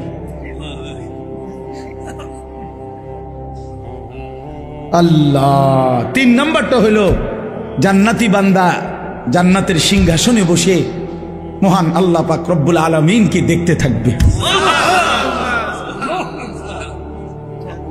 প্রথমবার যখন দেখবে 70,000 বছর একটানা মালিকের দিকে তাকাইয়েই থাকবে। এটা কি মজাদার বিষয়। এর লাগে হয়েছে একটু জিরা, মানে একটু মজা করে কই।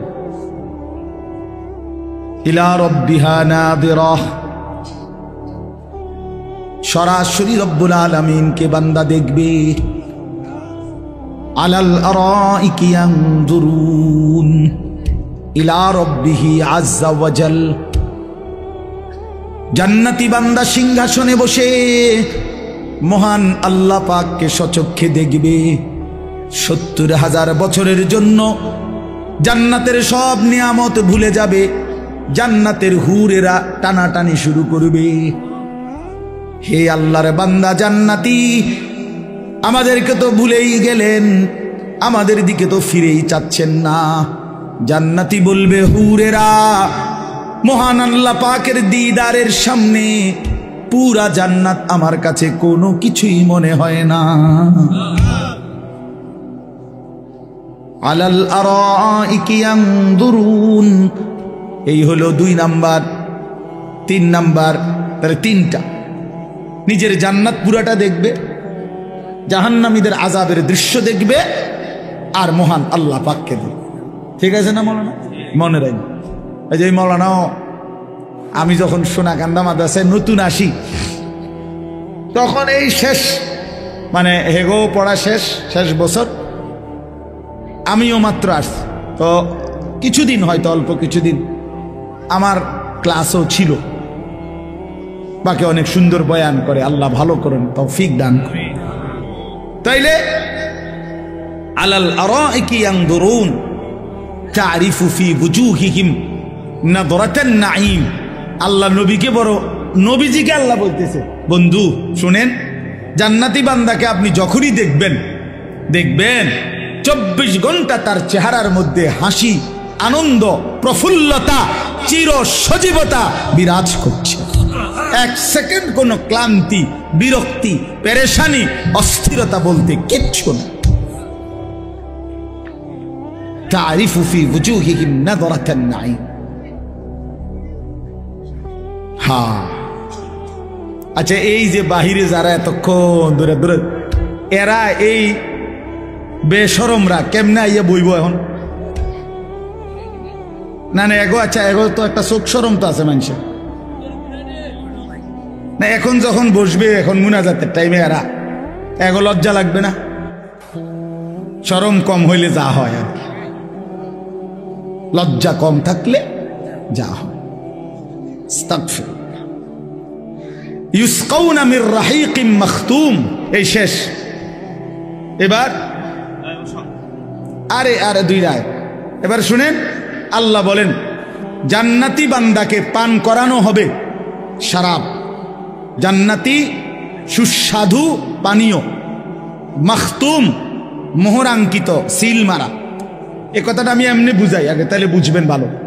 মনে করেন এই যে এটা একটা বোতল পানি, এখন এটা একদম ইনটেক বোতল, বাকি পানি যেহেতু আমার, তো আমরা 3 জনে মিল্লা খাইলাম, আমি, হানিফ ভাই, সেলিম ভাই, কদ্দুর করে আমরা শেষ করলাম।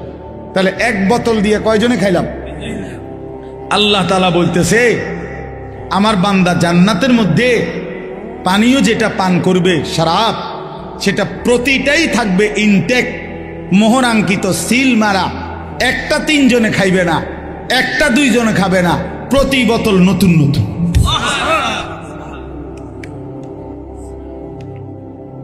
মাখতুম, প্রত্যেক বোতল সিল মারা, মোহর মারা, ইনটেক। হ্যাঁ, 3 জনে ভাগ করে খাওয়ানোর মতো জান্নাত। আল্লাহ বলে, কস কি বান্দা, এটা জান্নাত দেখি সাপের বাজার নেই? আমার মাদ্রাসা আছে না, এটা জান্নাত বান্দা। এখানে আমার বান্দা রাহিকিম মাখতুম, মোহর আঙ্কিত, সিল গালা করা, মোহর মারা পানীয়, প্রতি বোতল, প্রতি গ্লাস নতুন নতুন শরাব পান করবে। খিতামুহু মিস্ক, এই শেষ আয়াত। আল্লাহ তাআলা বলেন এই মোহর যেটা মানে সিল, যেটা দিয়ে আটকায় রাখছে আর কি বোতলটা, এটা যখনই উঠাবে প্রতি মোহর সরাইলেই পুরা চতুর্দিক পুরাটা মজমা মিস্ক আম্বরের ঘ্রাণে ভরে যাবে। খিতামহু মিস্ক, খিতাম মানে এই মোহর মানে মুখাটা, ওই সিল যেটা মারছে আর আটকায় রাখছে যেটা, এটা খুললেই কি বের হবে? মিস্কের ঘ্রাণ। ওয়াফি যালিকা ফালিয়াতানাফাসিল মুতানাফিসুন। এই শেষ কথা হলো আল্লাহ এবার উপদেশ দিচ্ছে, অতএব আমার বান্দা এমন চমৎকার জান্নাতের জন্যই তোমাদের প্রতিযোগিতা করা উচিত। বুঝছেননি বাংলা কথাটা? এমন সুন্দর জান্নাতের জন্যই, এমন চমৎকার মজাদার জান্নাতের জন্যই তোমাদের কি করা উচিত? প্রতিযোগিতা।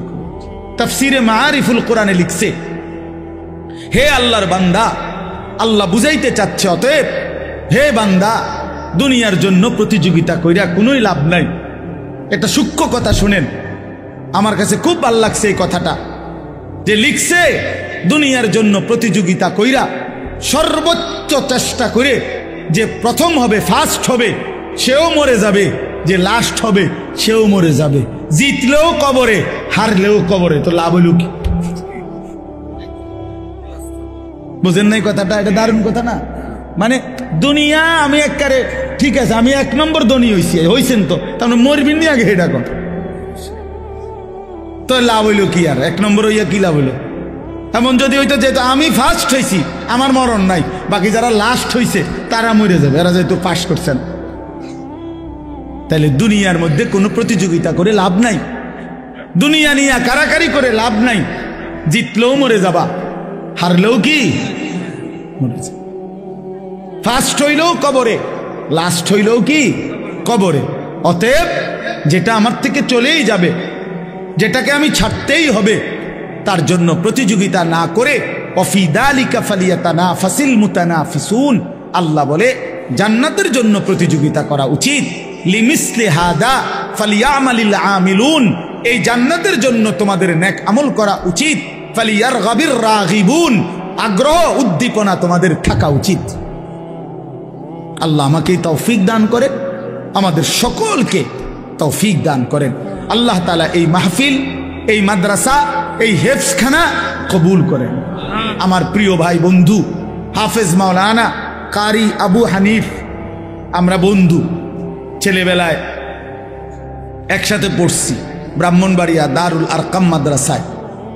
সেই থেকে উনিও আমারে খুব মহব্বত করে, আমিও মহব্বত করি। এই 17ই ডিসেম্বর শেষ বয়ানটা উনি নিছে, নিয়ে এবারে আসমানে দিছে না চাঁদের দেশে দিছে মাহফিলটা। আমি কখন জিগাইও না, ওই যে আমার বন্ধু যে, এই জন্য আমি জিজ্ঞাসাও করি না। এমনি তো আমি সব মাহফিল জিজ্ঞাসা করি, কিন্তু এইটা কিছুই বলি না। ঠিক আছে ভাই, হানিফ ভাইয়ের মাহফিল এটা, সে যেখানে মনে হয় দিব, একখানে মনে আছে। তো পরে শুনি এই 2 দিন আগে মনে হয় আমারে, হ্যাঁ হ্যাঁ ওই আমাদের কুড়াখাল মাহফিলের দিন বলতেছে, হুজুর এখানে আপনার আরেকটা বয়ান আছে। আমি কি জানি, আমি তো কইতারি না, করতে আইল বয়ান কয় যে 17ই ডিসেম্বর হানিফ ভাইয়ের যে বয়ান এইটা। ঠিক আছে, আলহামদুলিল্লাহ, কোনো অসুবিধা নাই। আল্লাহর কথা বললেই লাভ, ঠিক কিনা বলেন? কবি ইধার কবি উধার, কখনো একদিকে কখনো সেদিকে, কখনো নিচে কখনো উপরে, কখনো দুয়ারে দুয়ারে। আল্লাহর কথা বললেই লাভ, আল্লাহর কথা শুনলেই লাভ, আল্লাহর পথে আসলেই লাভ। ধাক্কা ধাক্কি না করি ভাইয়া বাপ, চলেন সবাই জান্নাতি হো। জান্নাত অনেক বড়। এই আমরাই মানুষই গুণ জান্নাতে ঢুকলে আর তো লোক ঢুকতে তো না, না মনে হয় না, ঠিক না? কথা বলেন না কেন? মানে আমরা এই কয়েকজন জান্নাতে যদি ঢুকে যাই, এরপরে তো আর বনবাহী লোক ঢুকতে পারতো না, আর তো জায়গা হইতো না, তো আর অসুবিধা কি? সংকীর্ণতার কি দরকার? জান্নাত তো অনেক বড়, অনেক বিশাল জান্নাত, অনেক বিশাল জান্নাত।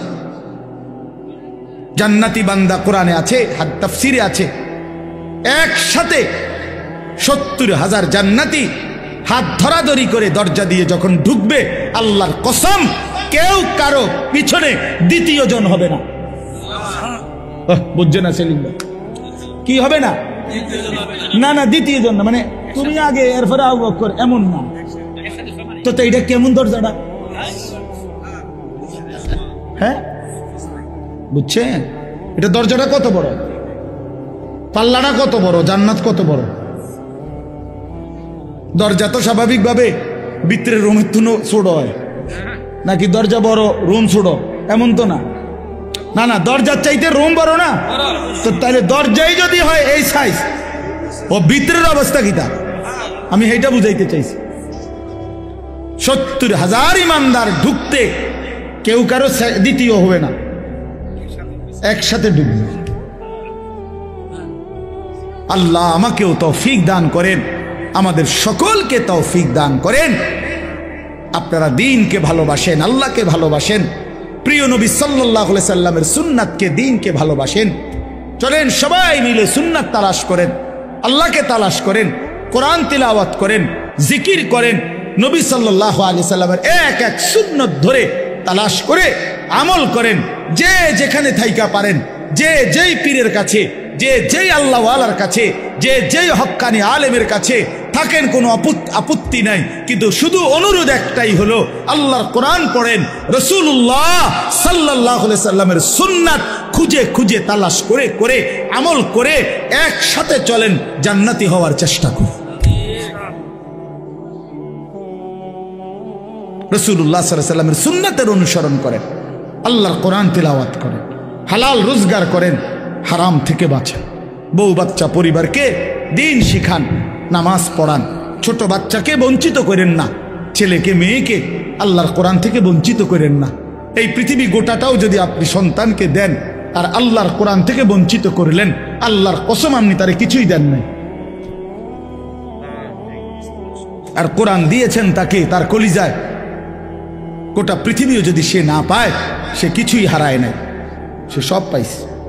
যে তু মেরা তো সব মেরা, যখন আল্লাহ আমার, সবই আমার। অতএব আজকের এই সুন্দর মাহফিল মজমা আল্লাহ তাআলা কবুল করে নেন। আপনাদের কাছে আমার বিনীত অনুরোধ, এক্ষুনি আমি দোয়া করব, দোয়ার আগে মেহেরবানি করে মাদ্রাসার জন্য প্রত্যেকে আপনাদের সাধ্যমতো এই 2-4 মিনিট মাদ্রাসার জন্য একটু সহযোগিতা করেন, ভালো হবে। অংশগ্রহণ করিলে বরকত হবে, ঠকবেন না। আমি বললাম ঠকবেন না। যদি কেউ পরে দিবেন বলেন তো লিখে রাখুক, আর নগদ দিলে দেন, এক্ষুনি দেন, আমার হাতে দিলে দেন, নাই তো কোনো একজন ভাই উঠেন, ওইটা আপনি তুলে নেন। কিন্তু সবাই মিলে মাদ্রাসাকে, তালেবে এলেম, এতিমখানা, বাচ্চাদের জন্য দিন শিখবে, দিন শিখতেছে, আপনারা মেহেরবানি করে দান করেন। আল্লাহ আপনাদেরকে তৌফিক দান করেন, আল্লাহ আপনাদেরকে কবুল করে নেন। জি ইনশাআল্লাহ। কি নাম চাচা? হাজি মোহাম্মদ আবুল বাশার চাচা যান আমার হাতে প্রথম দিলেন 500 টাকা। কি নাম? আবু হানিফ চাচা যান 500 টাকা। হ্যাঁ, কি কি নাম? আচ্ছা, ফিলারের দাম। বদিউল আলম ভাই আজকের প্রধান মেহমান, একটা পিলারের দাম দিবে। মাশাআল্লাহ। কি নাম? শফিকুল ইসলাম চাচা 500 টাকা। জাকির সরকার কত? 500 টাকা। জাকির ভাইয়ের স্ত্রী খুব অসুস্থ, দোয়া চেয়েছেন, আল্লাহ তাআলা শিফায়ে কামেল আজেলা দেন। আপনার নাম কি? মোবারক আমিন ভাই, ওনার ছেলে আমার মাদ্রাসায় পড়ে, 500 টাকা। হাজি আবুল হোসেন খান মাদ্রাসার মাশাআল্লাহ মাহফিলের আর মাদ্রাসার সভাপতি হাজি আবুল হোসেন খান ফ্যামিলির সবাইকে নিয়ে উমরায় যাবে 23 তারিখ। 2টা পিলারের দাম দিবে, সবার কাছে দোয়া চাইছে, আল্লাহ কবুল করে নেন। দাও, টাকা দাও। আব্দুর রহমান, আল্লাহ আল্লাহ কবুল করে, আল্লাহ ভালো করে। মামুন ভাই একটা পিলারের দাম, মাশাআল্লাহ। এরপরে জাবেদ ভাই এক পিলারের দাম। কিসের পিলার? না বুঝছি তো, মাদ্রাসার। আচ্ছা আচ্ছা, মাশাআল্লাহ মাশা। হ্যাঁ, এরপরে বলেন তো। আল্লাহ রাসূল সাল্লাল্লাহু আলাইহি ওয়াসাল্লাম বলছে, সে আল্লাহর রাস্তায় একটি ডিম দান করার সদকা করার সওয়াব পেল। তাহলে এই ডিমের কথা ডাইরেক্ট হাদিসে আছে যে ডিমও আল্লাহর রাস্তায় কি করে, সাদাকা। আল্লাহ তাআলা তৌফিক দান করেন, আল্লাহ কবুল করেন। হানু ভুইয়া 2000 টাকা আল্লাহ কবুল করেন, আল্লাহ কবুল করেন। ধরেন এই ভাইকে দেন, যে ভাই নিতে চাইছে, আল্লাহ আপনাকে উত্তম ভাবে কবুল করে নেন। এ তো আসলে মহব্বত করেই নিছে সুমন ভাই, মাশাআল্লাহ। আল্লাহ ভাইকে উত্তম ভাবে কবুল করে নেন। জি মাশা। আর কেউ?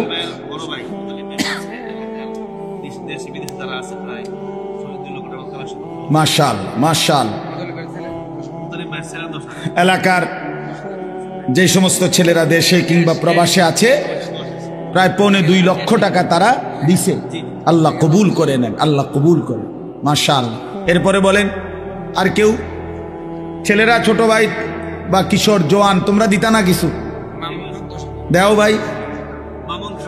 মামুন খান 10,000 টাকা আল্লাহ কবুল করেন, নগদ, আলহামদুলিল্লাহ। এরপরে আর কেউ? আর কেউ বলেন? আমি তো কালেকশন করতে জানি কম, ঠিক আছে, এরপরও বলি। বলেন বাবা, বলেন, বলেন ইনশাআল্লাহ, বলেন, হিম্মত করেন, আল্লাহ তাআলা আপনাদেরকে তৌফিক দান করেন। বলেন। আমি তো আপনাদেরই মানুষ, মুরাদনগরেরই মানুষ, বাড়িয়ে না লাগসাম মানুষ তো আমি মুরাদনগরের। কায়ুম খান 2000 টাকা। 21 বছর ধরে যেখানে প্রতি বছর আসি এই অঞ্চলে, তা আপনাদের মানুষ না আমি? আব্দুল কাইয়ুম খান 2000 টাকা আল্লাহ কবুল করেন, মাশাআল্লাহ। এরপরে বলেন বাবা, আর কেউ দিবেন? এবার নগদ দেন, বলেন ইনশাআল্লাহ। 500 টাকাই দেন, 200 টাকাই দেন, 100 টাকাই দেন, 1000 টাকাই দেন, আল্লাহর জন্য ঠকবেন না ইনশাআল্লাহ। যাও ভাই, ভিতরে ঢোকো না ভাই। ছেলেরা তোমরাও দাও, আয় 10 টাকাই দাও, 10 টাকা দাও, 100 টাকা দাও, বরকত হবে। কেউ ফিরাই দিও না, মাশাআল্লাহ। ভাইয়ের নাম কি? আবেদ, হাজি আবুল হোসেন খান। ভাই ইনশাআল্লাহ 5 বস্তা চাউল দিবেন, আল্লাহ আপনি কবুল করে নেন, মাশাআল্লাহ মাশাআল্লাহ। দেন ইনশাআল্লাহ। কই মাদ্রাসার কেউ ঢুকুক? আরে কোনো উস্তাদ নাই মাদ্রাসার? হ্যাঁ মাশাআল্লাহ। ডিমের টাকা দিয়ে দিছে সুমন ভাই 2000 টাকা, আল্লাহ কবুল করেন। আপনি ডিম তো বাজ্যা খাইব না, রোদে শুকাই খাইব? এত টাকার ডিম বেডি দিয়ে হয়তো কদর তো বুঝতো না।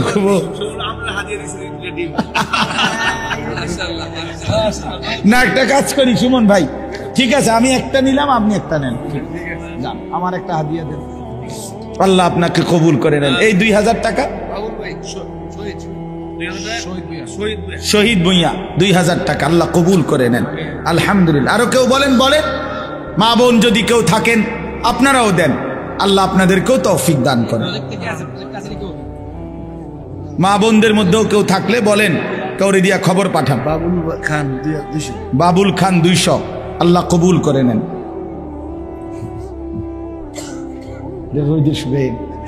মাশাআল্লাহ মাশাআল্লাহ, আল্লাহ কবুল করেন।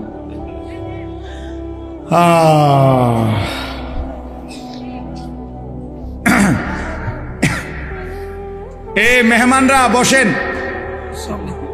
যারা মেহমান বসেন। হ্যাঁ, না না, কিছু তো শ্রোতা আর কিছু তো মেহমান।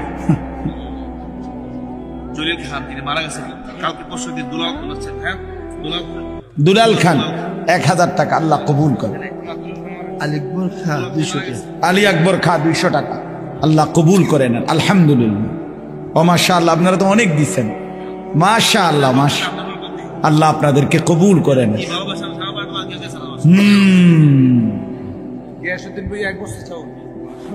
গিয়াসউদ্দিন ভুঁইয়া 1 বস্তা চাউল আল্লাহ কবুল করেন।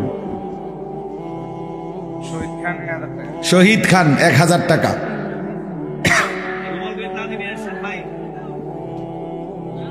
তোমরা বসো না ভাইয়া, বসে দোয়া করো। এ বাবা বসো, বসে দোয়া করো। দোয়া বসে করলে ভালো আদব। হুজুর বসো। মকবুল হোসেন খান 4 বস্তা সিমেন্ট। মাশাআল্লাহ, মকবুল হোসেন খান 4 বস্তা সিমেন্ট, আল্লাহ কবুল করে নেন। আলহামদুলিল্লাহ, আলহামদুলিল্লাহ। আল্লাহুম্মা সাল্লি আলা মুহাম্মাদ।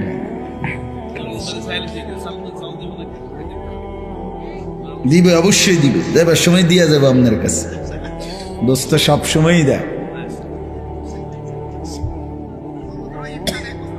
আব্দুর রহিম খান 1 বস্তা চাউল, আল্লাহ কবুল করেন। আউযু বিল্লাহি মিনাশ শাইতানির রাজিম। আলহামদুলিল্লাহ। হুজুর জলিল কাকা অনেক ইয়ে করে কালকে মারা গেছে, হ্যাঁ 3 মে 3000 টাকা দিয়েছে। আর আপনাদের একটু দোয়া করেন। জলিল খান, আব্দুল জলিল খান, যিনি পরশু কালকে মারা গেছেন। অনেক খাচ্ছে ওনার 3 জন মেয়ে বাবার জন্য দোয়া চেয়ে 3 জনে 3000 টাকা দিছেন, আল্লাহ কবুল করেন। আল্লাহ বোনদেরকেও মাফ করুন। মাশাআল্লাহ, অনেক দিছেন আপনারা, অনেক দিছেন। আল্লাহ আপনাদেরকে উত্তম ভাবে বিনিময় দান করেন। জি জি, করিম খা 1 বস্তা সিমেন্ট। করিম খা, করিম খা। জলিল খার ভাই, বড় ভাই। ইয়া রাব্বি লাকাল হামদু কামা ইয়ানবাগি লিজালালি ওয়াজহিক ওয়া আযীমি সুলতানিক।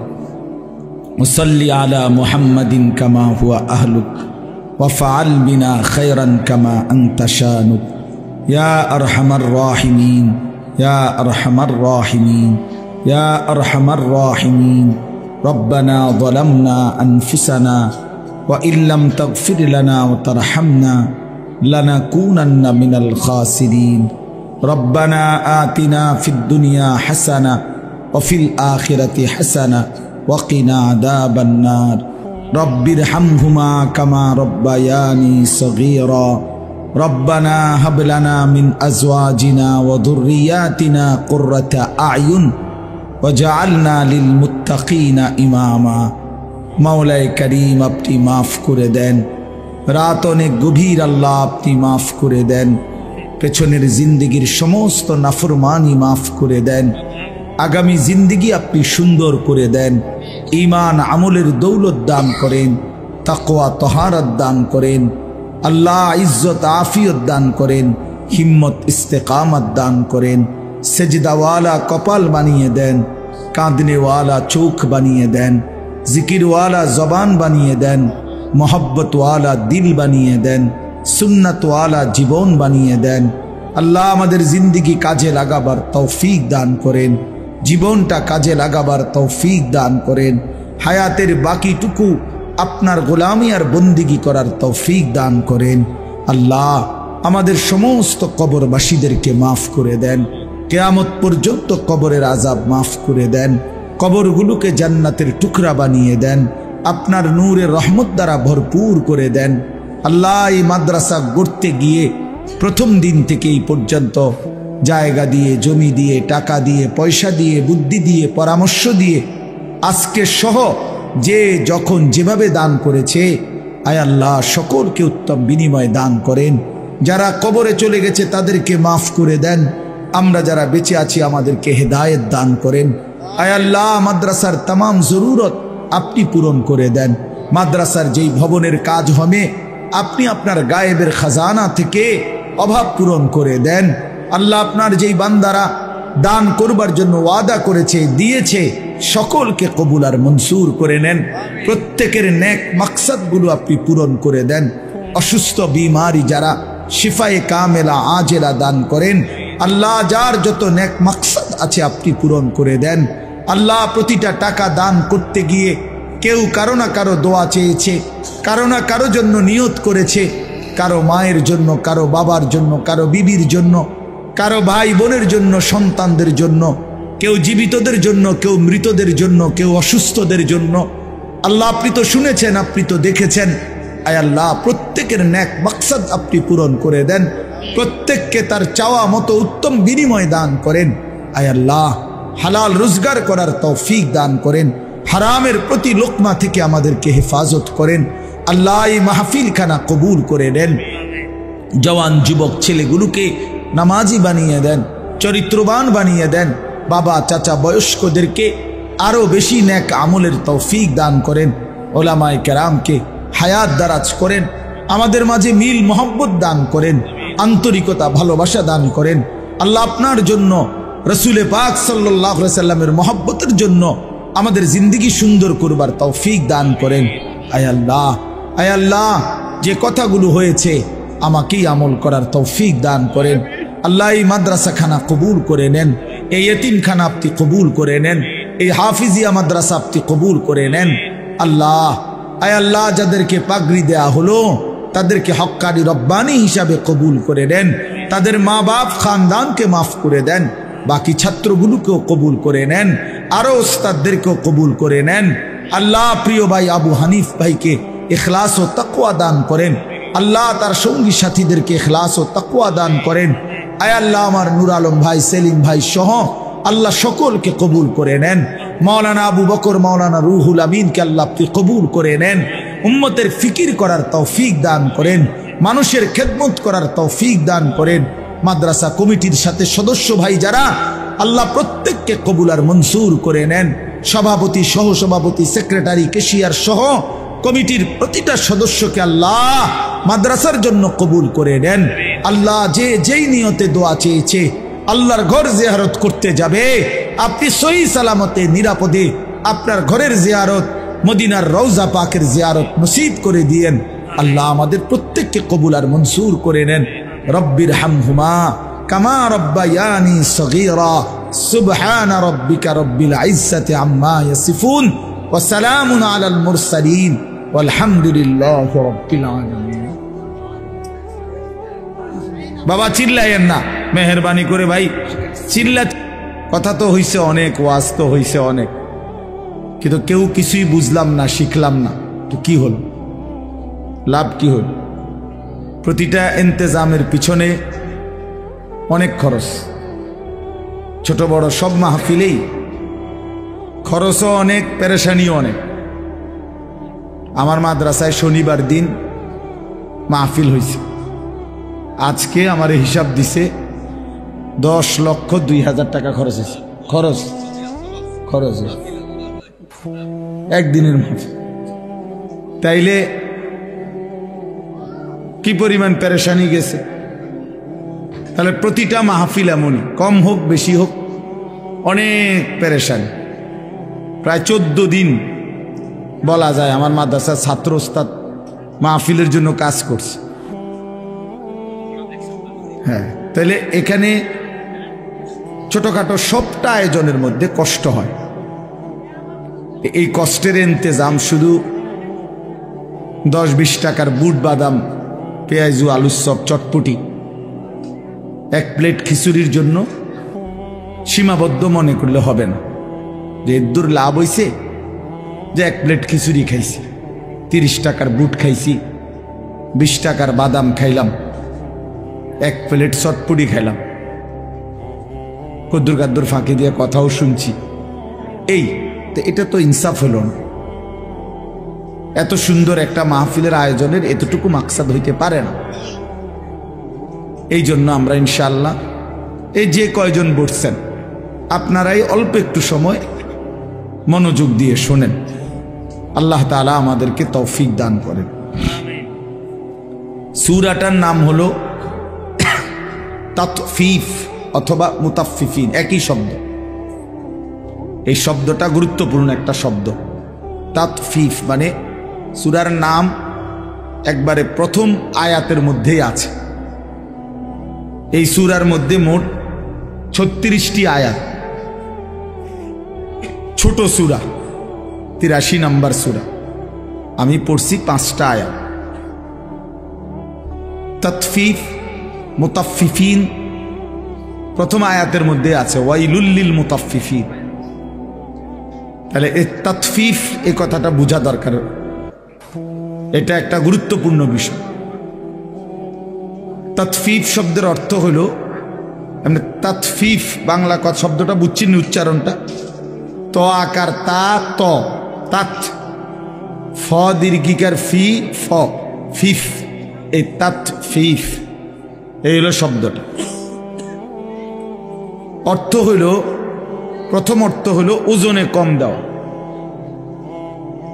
আর আরেকটু ব্যাপক অর্থ হইল কোনো প্রাপককে, যে আমার কাছে কিছু পাবে, তাকে তার প্রাপ্য কম দেওয়া। যেটাই হোক, যে কোনো কিছু হোক, প্রাপককে তার প্রাপ্য কম দাও। উনি আমার থেকে কিনলো 1 কেজি, আপনি দিলেন 100 গ্রাম কম, টাকা দিল 1 কেজির। উনি কিনলো 4টা, আপনি দিলেন 3টা, টাকা নিলেন 4টা, তাহলে কম দিলেন না? এই কম দাও। কোনো প্রাপককে ঠকানো, তার প্রাপ্য কম দেওয়া, এইটাকে বলা হয় তাতফিফ। এটা আল্লাহ তাআলা বলেন এই বদঅভ্যাস যার মধ্যে আছে, যে প্রাপককে ঠকায়, কম দেয়, আল্লাহ তাআলা বলছেন ওয়াইলুন, তার জন্য জাহান্নাম, তার জন্য জাহান্নাম। এজন্য প্রথম কথা হলো